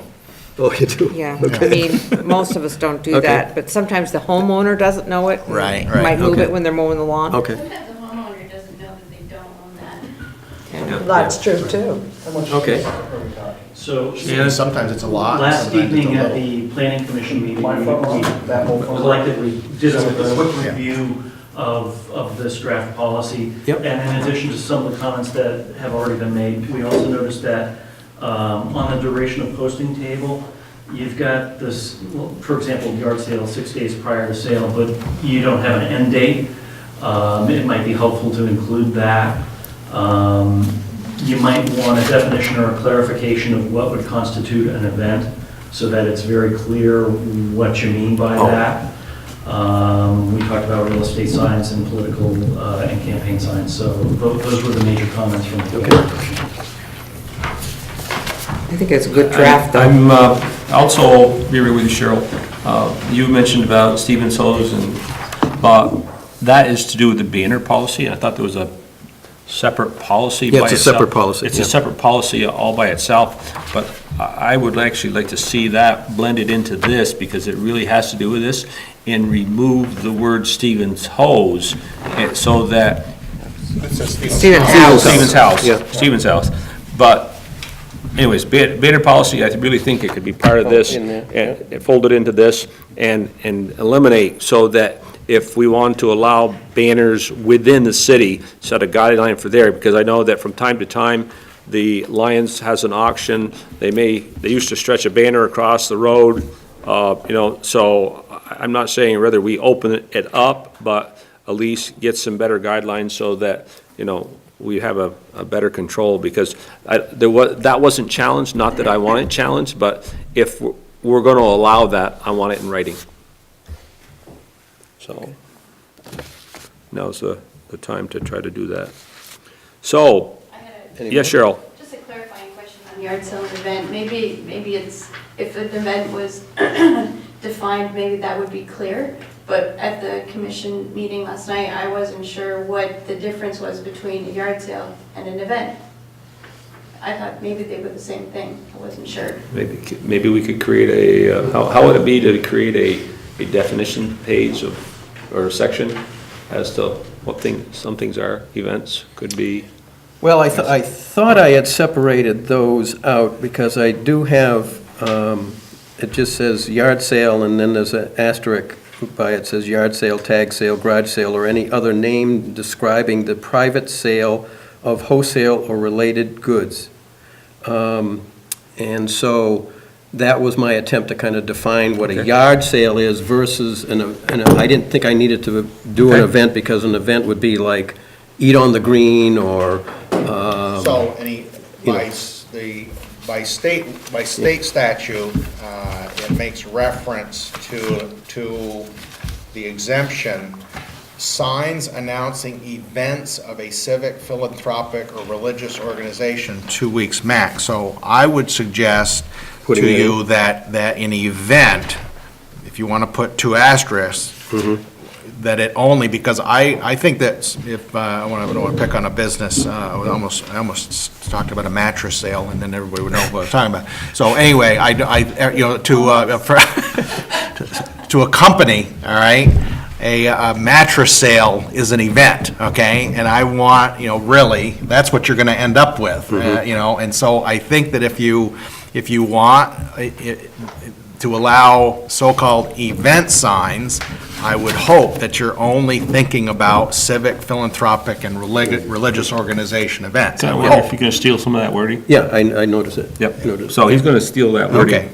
Yep. Fold that in. You got enough to start? Aren't you glad you volunteered for this one? Yeah, I think this was the reason the last time when I was manager and the council started talking about it, and it got so complicated as to how, this size sign, where it's going to be located, that they just said, look, we don't have that many problems with it, let's not do it at all. Well, let me just tell you that I really think that you need to regulate me. This is not really about regulating everybody with the signs. It's really about regulating me, because if it's not allowed, it's going in my trunk. I've told you that before. So if you want to protect something, you got to have it in this policy, because it's ending up in my trunk. Okay. So any other quick comments, so that when I go to redrafting for 20 hours of work? It's all part of that high-paying job we got. Yeah. Now you're down to 3 cents an hour. Okay, so any other discussion on this one? But we're gonna keep going right along. The next one on here, conflict of interest. At one time, it was felt there was a possibility of a conflict of interest by one of our board members, one of the council, that a subject was brought up, and it was relating to their work. Yep, it's Len's. Yep, and I'm okay with it. Yep, she is, and Len and I have had some discussions. She's done some additional research. I've done a little bit of reading since you and I talked, but I'm going to turn it over to you, Len. Okay, so, let me first say, I didn't intend it to be in a conflict of interest. I still believe that I didn't have a conflict of interest. I was giving information that I found out through my job. However, in trying to make sure that I wasn't doing something wrong, I think we have a conflict between what Robert Rules is, and that's what we abide the meeting by, and the guideline that we sign that says, or we have a copy of it. Conflict of interest policy. Right. But under Robert's Rules, it is very clear, and I have copies for Michael, anyone can participate in a discussion, including the fire department, whatever your interest is. You do not have to recluse yourself from the discussion. The only time that conflict of interest comes to play is if there is going to be a vote. If there was a vote and you were in some way going to benefit from that vote, Robert's rules say you may recluse yourself or you can vote. And the vote has to be on the record saying why you have the conflict and why you feel that it is important to have your vote recorded. It also says that in our case, the council, and this says the civic group that's running, if they feel that someone has a major conflict of interest, the council as a council can say, we respect your vote, but we feel that you have a true conflict of interest, and it's up to the mayor to decide whether that person can vote, and then there's an ethics thing that you have to go through. It's not a Robert's Rules anymore, it's now an ethics thing. So it's very complicated, but we have to decide what rules are we going by, Robert's Rules or the little thing that we all signed, and I thought we were doing it by Robert's Rules, so I didn't think it was a problem. But here, and I'll read this thing directly, it says, is it true that a member who has a conflict of interest with respect to a motion cannot, oh, excuse me, that's not right. That's number 9. Anyway, it's in here saying that it's up to your personal conscience whether you vote or don't vote. That's Robert's Rules. And I think we do follow that for the most part. Article 6A1 says that anybody can ask a member to recuse themselves. Such request shall not constitute a requirement the member recuse himself or herself. So you still have the choice. I think what you're getting to is later on in Article 7, if you say, no, I don't need to recuse myself, and everybody else here is like, yeah, you do. Right.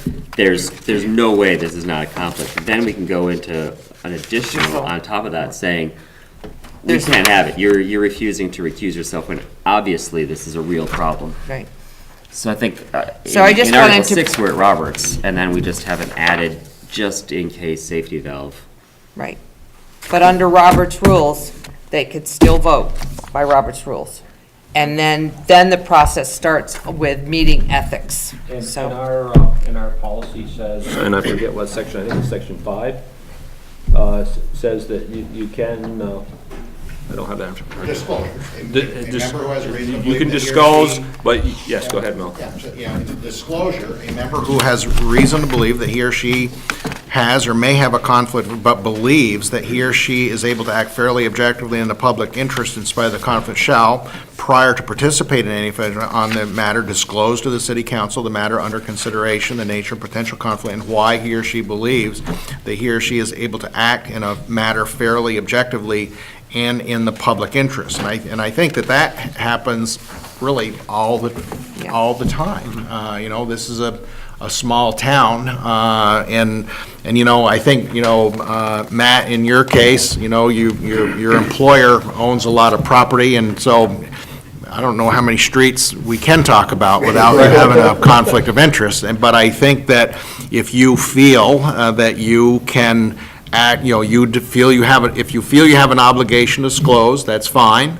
But at the same time, if you feel that you can act objectively, you know, you do not lose your vote. Now, if, you know, if others, you know, start saying, wait a second here, you know, that discussion might not conclude that quickly. That's my understanding. So, to me, it's, as I've mentioned to Mike many times, it's all about disclosure. I mean, really, it's all about disclosure, and then you should be able to easily sort out, you know, depending on the nature of your conflict, you know. It's interesting in this opinion by the City Ethics Board that they say that towns are so small that most people on every board will have a conflict with something that they're doing. But they Absolutely. have to step above it and say, yes, you know, it might help me at some point in time, but my vote is what I think is best for the city. So I think it's all here, Yep. and I'm just going to give it to you. Okay, thank you. Any other questions, concerns? Just want to bring that to closure, because I know that some people were feeling that it wasn't being totally dealt with, and after long research, I do feel that maybe our conflict of interest policy may have conflict with Robert Rules of Orders to a certain degree, but maybe another year we'll look at those and see where that goes. City manager and city clerk's performance appraisal. Mr. Jeff.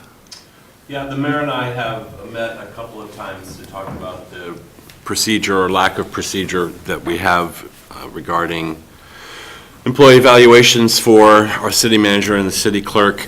I've done a significant amount of research. The mayor's done some research as well. And I'm kind of at the point where I guess I'm asking if anyone wants to help me put this together, or if it would be the council's preference that I bring something to the council in terms of an evaluation form and format and policy.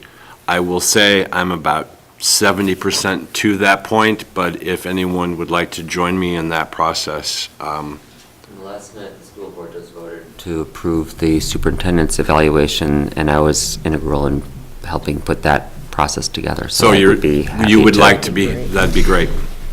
It's in my brain for the last 6 weeks. That's great. Thank you for that offer. It's, this is a hard subject to deal with. Nobody likes to have to write an evaluation. It's just personal nature. But with the right guidelines of rules, how it's to be run, I think it will make life a little bit easier. But as in any evaluation, if there is a problem, it's dealt with real time, not down the road, so that the person knows. There should be no surprises when it comes to an evaluation that there was an issue that had to be addressed. That's one thing that Jeff and I had talked about that really needs to be in there. So, and whatever else I can do, you know, design form, whatever. So Mark and I will meet, and as soon as we can, we'll present something to the council. Okay, excellent. Thank you very much for doing that. Going to stay with Jeff on the item H, polling hours. He's not, and I'm not trying to put him on the spot. I've heard from other individuals from time to time, but he did ask that I put it on the agenda, so we're going to hear from him first, and then anybody else that wants to chime in can chime in. I've heard from actually a number of people, particularly in reference to our most recent election, that they were unable to vote because the polling hours are very inconvenient, and we need to probably consider extending our hours. I believe we can vote as early as 5 a.m. in the state of Vermont, and the polls must be closed at 7 p.m. I've done a little reading into this. I do know it involves a charter change, and I know that it needs to go before the voters, but I think we should bring it before them sooner rather than later. And I would love to see us have the polls open from 7 a.m. to 7 p.m. So let me comment first off that, and Joan can correct me if I'm wrong, but our charter states that the annual meeting of said corporation for the election of officers for voting by printed ballot and questions to be cited shall be at 9 o'clock in the forenoon, and the transaction of other business 7:30 the night before. So the point is the March vote based on our charter, the polls are 9 to 7. That's the charter. There was a time when it was 10 to 7. And by popular demand, we changed it to, actually, it might have been 10 to 6 until Vermont had a uniform closing time. But anyway, it's 9. So one of the things is relative to the November election, the Board of Civil Authority could have voted to open the polls at 5 o'clock on November, because that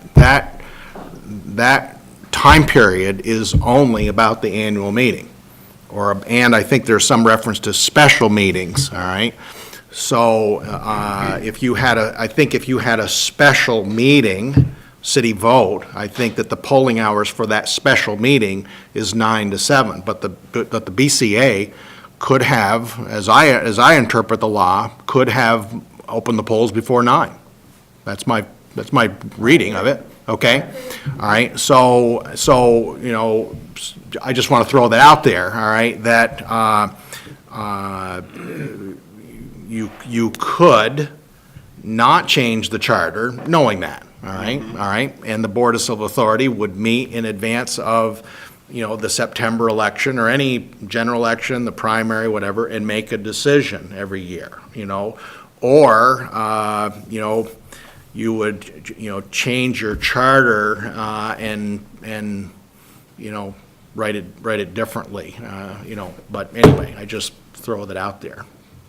That I think people are blaming the charter, and that's not the case. Who directs the Board of Civil Authority as to when the community wants polling open? Sure. So Joan, the Board of Civil Authority in the city of Vergennes, it's different in other places, go ahead, Joan. It's comprised of you, the city council, and the justices of the peace. And if you're both the justice city council, you don't get 2 votes. Yeah. That's the Board of Civil Authority, all right? And the way that it works, really, when Joan has a meeting of the Board of Civil Authority for election things, you can have as few as 3 people, right? I mean, there's a law about that. So it's all Joan. It's not me. I just read laws because I don't like novels.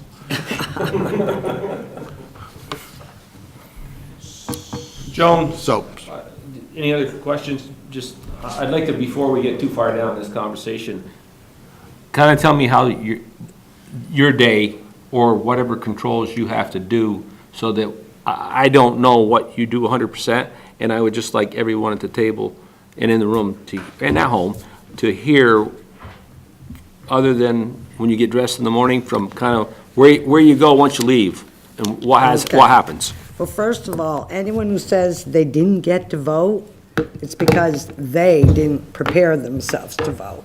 You can vote starting 30 days before an election in our office. We can mail it to you. You can mail it back to us. And you don't need any reason to vote absentee. When those laws were made back in 1977, you had to be sick or you had to be out of town. Those were the only 2 reasons you could vote absentee. Nowadays, you don't need a reason. It's all about convenient. You go to my voter page, you can track your ballot, when you requested it, when I mailed it to you, when you sent it back. I think it's unnecessary as a clerk to extend it. That is a long, long day. We have instant voters now. You can come into the polls on election day and sign up to vote. Right there on the spot. We need to add you, give you ballots, and you can vote. It's made our elections so much more cumbersome, where before you used to be able to vote absentee, it could only be up to the day before, and you had to write down who requested it. Only certain people could request an absentee ballot for you. And you'd have justices deliver them to those that are shut in. Well, now, the polls go, you can vote right up to the minute we leave. People are applying all the time, so first thing election day, you gotta go in.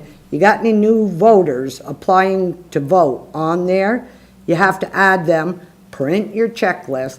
I mean, to do a 5 o'clock election, you basically would be in your office starting 3:30ish to start getting together what you have to do, add them on.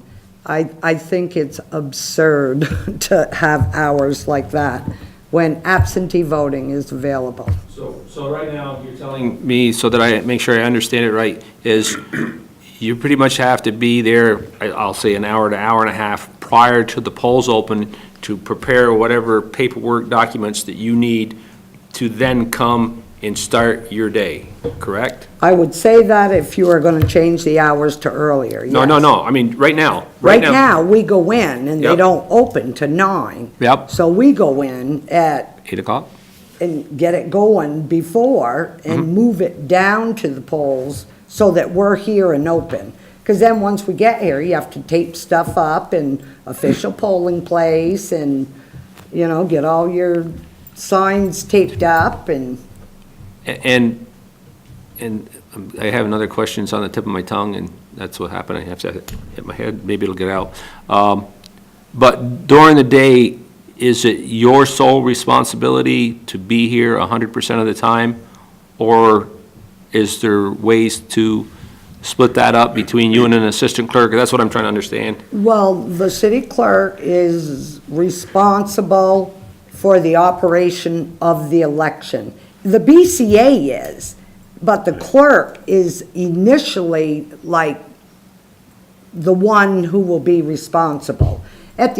All day long, the BCA should be a part of the election, running it, and the clerk, but the clerk has to be there, or someone appointed by the BCA to be the polling place official. Mark, or not Mark, Jeff? My question was, are you required to be here as the clerk all day? But it can be a designee. Yes, the BCA can designate And someone. has anybody been appointed in the past? Never. We have been here, me, Mel, well, and I've been here forever, so it's me and Mel is the only exposure I've ever had. But we've been with the election from the beginning to the very end. Okay. And like at the very end, when the polls close, that's a long day. You're dealing with a lot of people coming in and, oh, my ballot, I made a mistake and I need a new ballot, and running all day long like this. At the end of the day, though, the BCA members are supposed to come in and really take over the polling place at that time, and the clerk or the election official is to sit back, and you guys, the BCA board, does everything and brings the results to the clerk. She just sits there and records. Matt? Yeah, with complete respect, Joan, to the length of the day, and in agreement with the fact that there is an absentee ballot process. This isn't the first election cycle that I've heard that we need earlier polling hours. 5 o'clock is not reasonable. I don't think that's anything that I would request or support, but I do believe that 7 a.m. polling is appropriate. Only because everyone else is doing it? Do you think Well, no, the I used need is to, I there? used to work in Burlington, and it wasn't hard, but it wasn't, part of a participative democracy where I felt that, I could get into my polling place when I needed to, when it was convenient for me. One of the other. It's not about what Charlotte does or what Ferrisburg does. It's about, I think we have a bedroom community in a lot of ways. I think a lot of our community members do commute to work or from work, and we hear from Cheryl frequently that our meeting times aren't convenient because of her commute, and I just think it's something that, this isn't the first time this has come up. Yeah, but so it's a BCA decision, so we could call a meeting of the BCA, Yep. hammer it out, do the yays and the nays, and Annual meeting is 9, all right? Right, That's- you have to that's go it. by the Okay, city that's charter. that. Yeah, unless you're gonna do all elections. And elections you need to think of is when you have a petition for a revote and only 20% of the 27% that came are gonna come, you're gonna sit there 7 in the morning and 7 at night, and we pay our people to sit there. Sure. And, you know, it's, I do think that part of that responsibility, as you've indicated to Jeff, can be parsed off to a designee. So it's not, we're not locking you in for 12 hours. yeah. I think And it- I have had elections where I let Melissa stay here and Yep. I stayed in the office, because they were just slow, Not worth your slow. time, sure. and You know, I have think other things one to of the do. things that, things are a lot different. I mean, we've been here for 40 years, so, things are different today than back then. I mean, on the one hand, I could say, well, Joan, hey, you got a tabulator, you get your incident in 2 seconds. Oh, I love it, I stayed too. here with Spencer Norton counting ballots to 10 after Oh, 11. I did it too. for Okay, many so years. the point is, it's just really a different time. But the fact of the matter is that, yeah, we could, Joan could say, guys, you could come vote at City Hall, and you can, I watch my tone, just a second. You can come vote you can come vote at Town Hall, you can have absolutely, it's so easy, it's blah, blah, you can say all this, and it's all true. And it The is. fact of the matter is that somebody who moves to Vergennes from Greensboro, North Carolina, all right, who has always voted at 7 o'clock, all right, they get up on the election day, because they've always gotten up on election day and went and voted at 7 o'clock, and they show up and they're told, you can't vote. They are ripped, okay? And we could say, well, pay attention. We could but I'll tell you, that's not customer service. Customer service is, you know what, it's too bad that people aren't paying as much attention as we wish, and therefore, Joan's gonna have to be put out to get up at 4 o'clock in the morning, or she's gonna have to train somebody, all right? Because I can tell you, this whole, instant voting thing, I can tell you, all you people that are on the Board of Civil Authority, she's not gonna say, yeah, you can take care of it, all right? It's serious. You gotta be trained. So I can tell you, if you're contemplating an early, it comes with conditions, right? That Joan will say, if what this means is I gotta get up at 3:30 and nobody else, none of you Board of Civil Authority, keep in mind, I don't wanna pick on you, I'm just trying to be frank with y'all, all right? If you want it, you gotta get on the team, all right? And I think if you're on the team, Joan would be more open, all right? But if in 2 years, I know they wouldn't show up, They won't. In 2 years, Joan's not gonna show up either. Nor am I. You're gonna be That's retired. why- That's why I'm not taking it too hard. Right. 'cause I'll be out the door, But there's no question about it. I'm But trying what to would protect happen is the Melissa. Board of Civil That's a long Authority, day. let's fast forward to November of 2018, okay? Now we know that really it's not 9. It's whatever the Board of Civil Authority decides. So that meeting of the Board of Civil Authority, everybody should go, all right? Yes. And talk about it and figure out which hours you're going to sit in the chair and which one is you're going to learn how to accept an application, because as Board of Civil Authority members, you actually can register people, all right? So anyway, So do you want me to schedule that meeting? Ready? Yes. Ready, wants to? Soon, or like after the holiday? So Or before the election, or? So I can't do anything about March. I was gonna tell you, can't do anything about March, okay? Because it would take a charter change, and, that's something to think about. You can still think about that. But you can change your hours for November if you, Ready? So the only comment I have about it is that I think 5 AM is too early. However, 7 is the most, I've been a voter in 4 states, and this is the only place that has not been 7 to 7.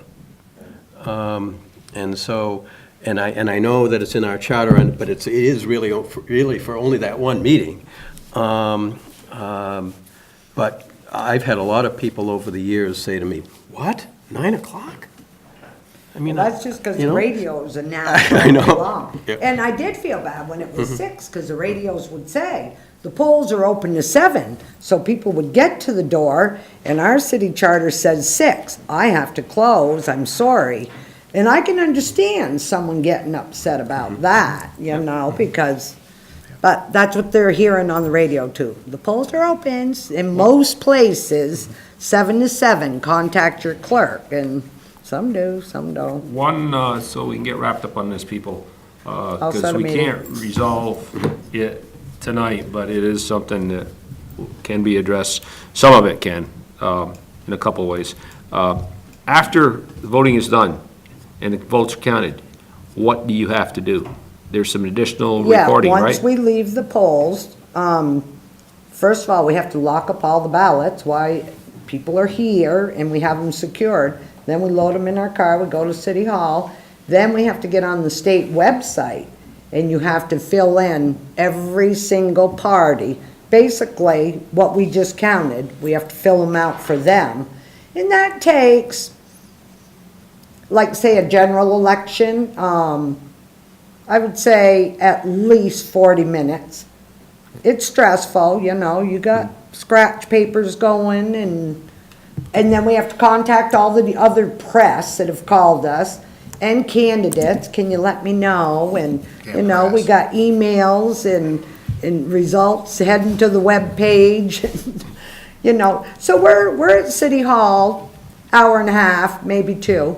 So when we start that early in the morning and go under that pressure all day long, that is one wild day. It's exhausting. To the point the next day you're so wound up, you couldn't go home and sleep if you wanted to because your stress level is right up there.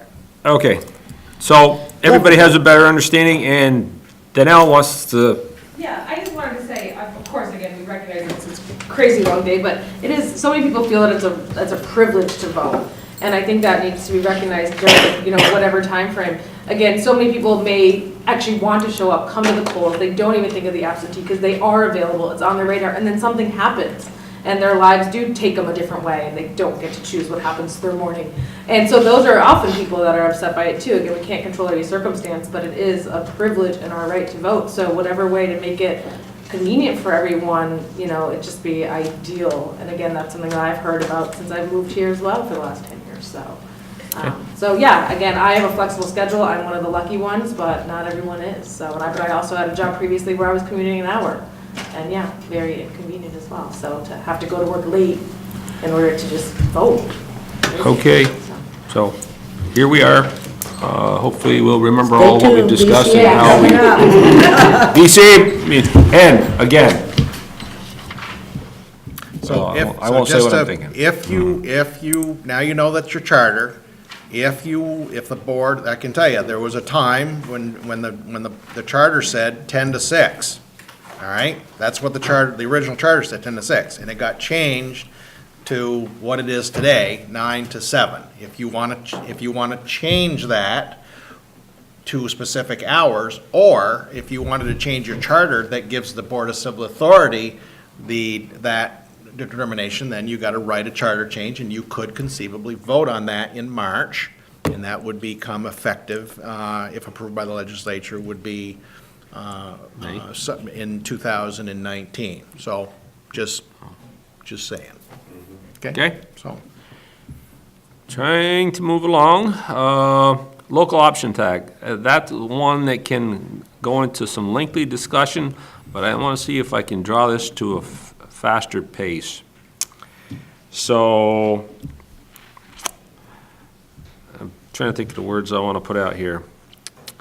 How many feel, I'm going to take a poll here. How many feel that the local option tax is a good idea? Not what section, not whether it's rooms and meals, not that we're going to pick a type out and setting out now, but how many feel that would be in favor of local option tax. I'm going to start with, put Matt on the spot, go first. I'm going to put you back on the spot, because the last two times this has come up, we've asked for polling of our business community, and I would like that information prior to proceeding with any informal or formal polling. And I have tried to acquire information. Matter of fact, Amy still owes me an email with the information, so I can do a Cracker Barrel meeting with the, and I have not heard from her yet, so, and I know she's been extremely busy. So she was going to take and give me the business contact information so that I could do that. Respectfully, Mr. Mayor. No, totally. I'd really think that we need additional information before just, taking a straw poll on this. Okay. No. Because I think that there's already some divisiveness within the community that I really would like to get to the bottom of first. Sure. Okay. All right. I've had some discussion with a couple of the business owners, and one at first misunderstood something. Once I gave them some information, they said that they were receptive to it, and the other one was kind of middle road, and depending on what we went with was part of the final discussion, whether we went everything or just rooms and meals. Mm-hmm. So is your intention to have a Cracker Barrel specific to this topic? It will be. Is that how you want to proceed? Yeah. It will, and I'm going to, part of the reason of getting the businesses, I want to try to contact information. I'm hoping to email something out and give a couple different times so that find out what would be more convenient for some people on a Saturday morning, for some people on a weekday during the day, whatever, so that we can try to have a happy medium and then pull some people together, and I can let the council know that it's happening should they want to attend those.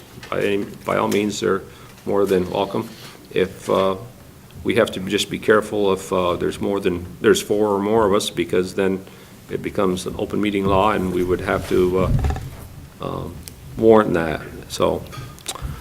Yeah, that's addressed in Robert's rules. Yes, it is. And that's Yeah. not true.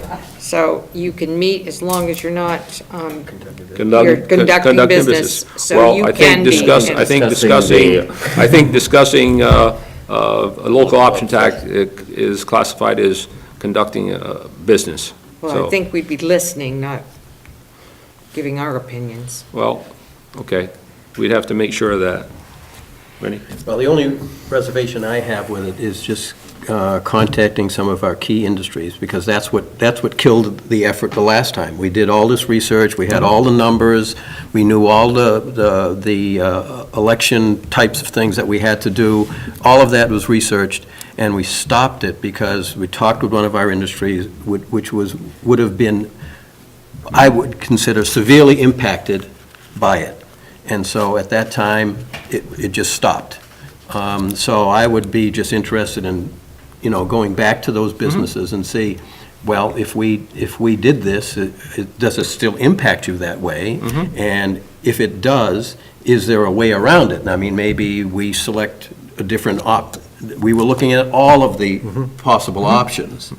And I think that's one of the things that we're going to take and be asking about, Rennie, is, here, explain is about, here are the 3 options, and what is it that you could be most palatable to if it were to happen in the first place, if it was, voted on. And again, the voters would be the final one to say yay or nay, so.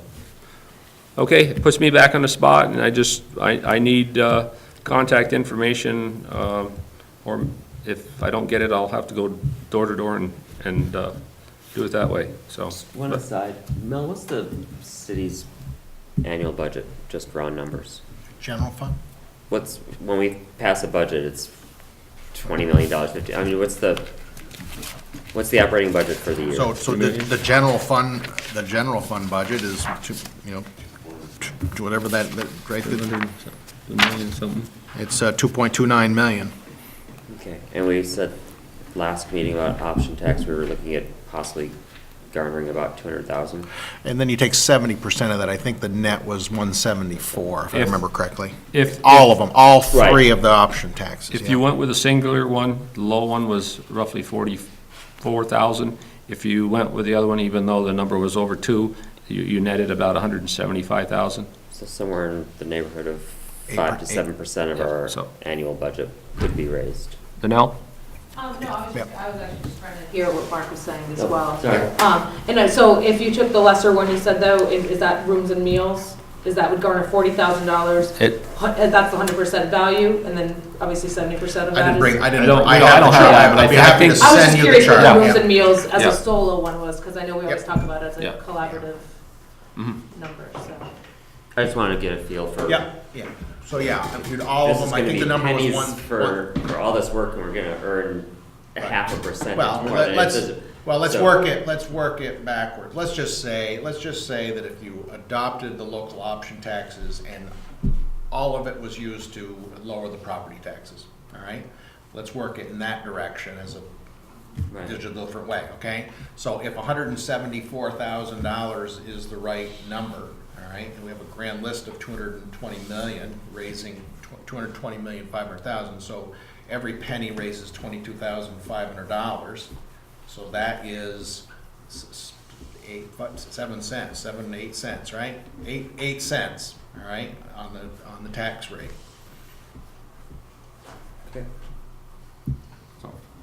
Okay.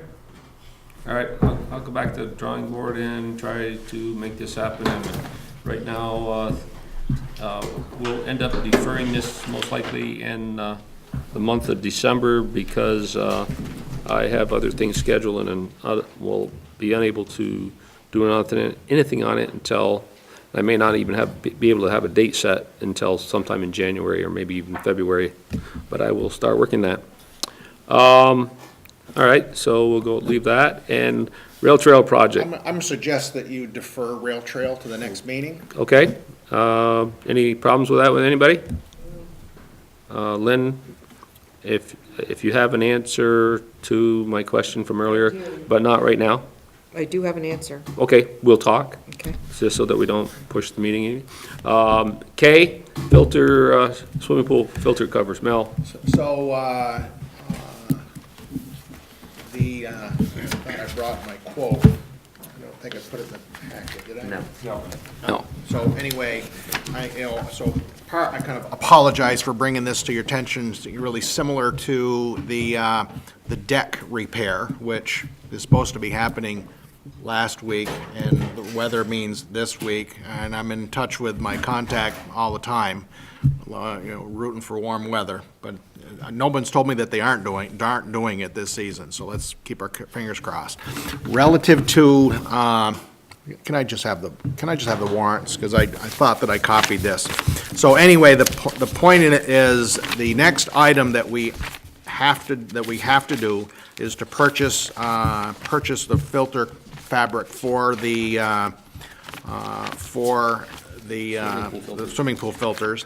And normally I would just do this, but because we're over budget, I feel obligated to bring these to the city council to let you know, because if you want to use something other than the swimming pool funds, like if you wanted to use water tower money, or if you wanted to use watershed fund, that's why I'm bringing these to your attention. So the cost of purchasing the filter covers is $2,154.29. And unless I think you actually made some motion to authorize the deck repair, which is okay. So just, I normally don't come to you for these things, but since you made a motion on the deck repairs, I would appreciate a motion to move forward with the purchase of the filters to come out of the swimming pool budget. And there's still money there. So, okay? We have a motion by Lowell, second by Rennie, to go ahead and take money out of the swimming pool budget for this expense of, what, 2154.29. Obviously, that puts that line item, continues to put that line item over, but we have a good surplus. And just so you know, I'll be back to you in the spring talk about hot water. That he will. Is there any reason we can't take it out of the general fund? Yeah, There is? because well, number one, there's money in the pool fund, and the money derives its revenue from its users. And if you take it out of the general fund, it's only Vergennes taxpayer money. Okay.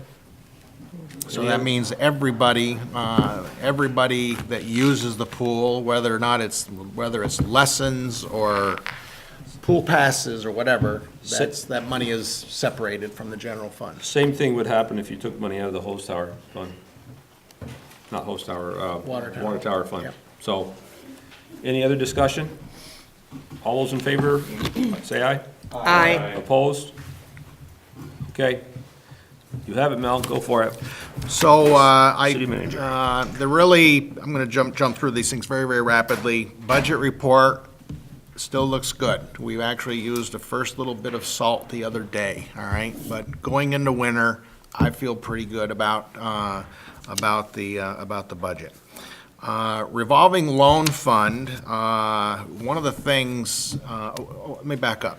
Relative to the budget report, if any of you are wondering, like, how come this is only 7 pages? And the reason is because I only printed general fund, fire fund, recycling fund, and sewer fund. I did not bother printing Fund 5, which is a swimming pool, because I give that to you on a seasonal basis. 6 is the community development fund. 7 is the revolving loan fund.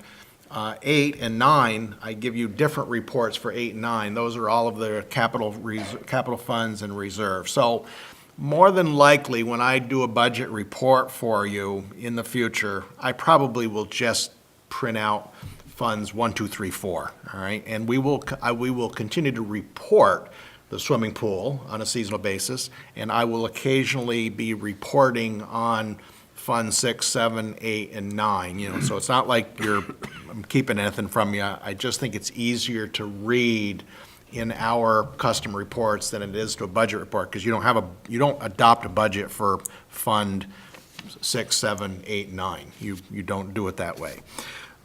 So item B, revolving loan fund, I included, just so you know where we're at today, in that fund. So right after the budget was a sheet that says community development. That's really our revolving loan fund. And you can see where in the middle where it says total prior years fund balance of $46,382, and we've collected $3,905.28, and if you add those two together, it equals the top number, that due to, due from. I won't bore you with the accounting, but the revolving loan fund right today has $50,287, and we're open for business. And on that point, what? It recouped pretty well. Yeah, and I'm trying to think, Joan, how much more does Maynard owe us? They still owe us, see where the notes are? If you look, see, $50,000 is available. AHLP is Addison Housing Limited Partnership. That's the balance of that $165,000 debt. The original debt, the Maynard debt, they've paid that down, and their balance is, they pay it in chunks. They've paid it down to $10,152. That remaining chunk or chunks will get to us at some point. The sheer cuts, that's the balance, the principal balance of their fund as of June 30th, because we do a journal entry at the end of the year when we reconcile that. Sheer properties, $26,000. Armory Lane Housing Limited Partnership, that's the $660,000 loan for the senior citizen, all right? Most of us will be dead by the time we get to 660. Probably all of us, okay? LG is Lincoln Geronimo, and that's Hans. Lincoln Geronimo is who owns Bar Antidote and whatever, and so they've been on an interest only. Their loan is X number of years, and the first 6 months was interest only, and they kick in on January 1, Joan. It becomes November. Well, soon, okay? So anyway, it's however it's structured. They were interest only for a few months, and now they've moved into principal payments. when we completed the sidewalk project, so they will be paying on that. So anyway, the point is that we have $50,000 available. And relative to that, I think, Joan, I know you were out a little bit, but this is still solid, right, as far as who's on that board? Yep. So, Michael, I think you and I need to chat about this, but just kind of for the record, and maybe we should think about changing the policy so that there really are specific terms of office, so that we aren't always, every term is 2 years, but we forget when they expire. And so Joan, the committee, is comprised of the following. The city treasurer is an ex officio voting member, all right? So she doesn't have that position is not a term, it's whoever is the city treasurer. Lynn, you are the city council designee. Your term ran out in April. Chris LaPierre is our banker representative. Yours ran out on April 14th of this year. Chris ran out April 28th of this year. Nancy Laro is the realtor. Her term ran out 4/28. So Joan, that's a typo there. You're not, yours doesn't, but you don't expire. You don't. Well, You don't. I was appointed at the same time as the other. Okay, That's well, why you that don't. leads- Scott Gaines is the Vergennes Partnership, so in essence, we'd be speaking to you, Rennie, about a Vergennes Partnership designee. That term expired. Yep, Henry Broughton, his term expired, and Hillary Devine, Octavia's mom, that was here earlier, is the business and commercial property owner. So by the next meeting, we'll try to get this filled, because I really feel that this committee should also be in the business of marketing, not just reviewing loans, but should have a meeting, talk about the money, and it's not doing any business any good sitting in our bank. So anyway, that's that. By the way, the partnership does fund this fund.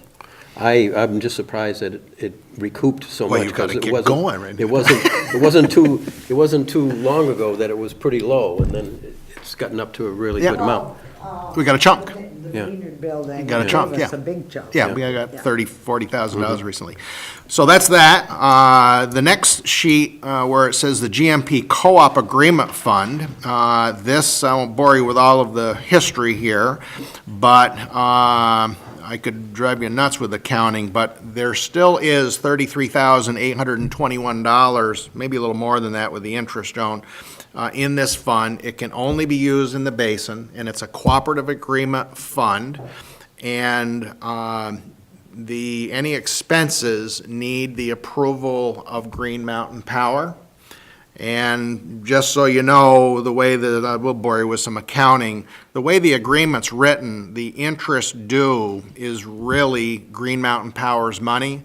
But I communicated with one of my contacts at Green Mountain Power, and they have expressed agreement that they would allow those monies to be used for an appropriate project in the basin. So one of the things, Rennie, as it relates to the downtown basin, that's what this money's for. So Could we do dockage?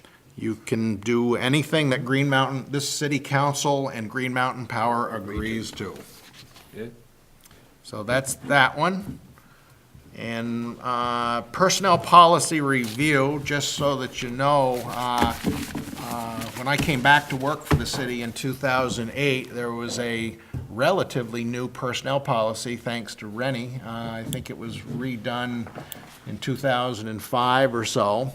And I read it a lot, and Joan and I spend a lot of time with it, but I don't know that I ever read to the end of it. And because the last paragraph says that I'm required to, right, Jeff, it says that I'm required to review it every 2 years, and it says any amendments, I go to the city council, all right? Well, I don't have an X on my calendar reviewing it. Joan and I have been taking notes since the day I came back to work here, because it's a perfect example, and I'm not picking on you, Rennie, but, I'm sure, I say this to Shannon all the time, I'm sure when you wrote this and the city council adopted it, thought, this is frickin' perfect.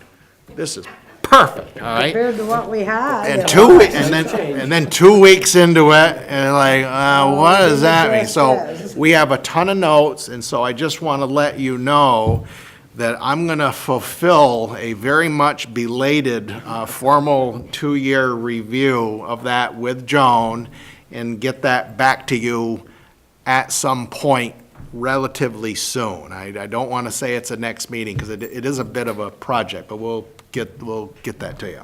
If you need help with that, I'd be happy to help you out. You got it. Okay, I'll take it. Okay. All right? And I don't have any other topic, Mike. I have one. Tomorrow evening, the city manager and I will be attending a TAC meeting, and the part of the discussion will be 22A truck traffic impact on Vergennes and surrounding community.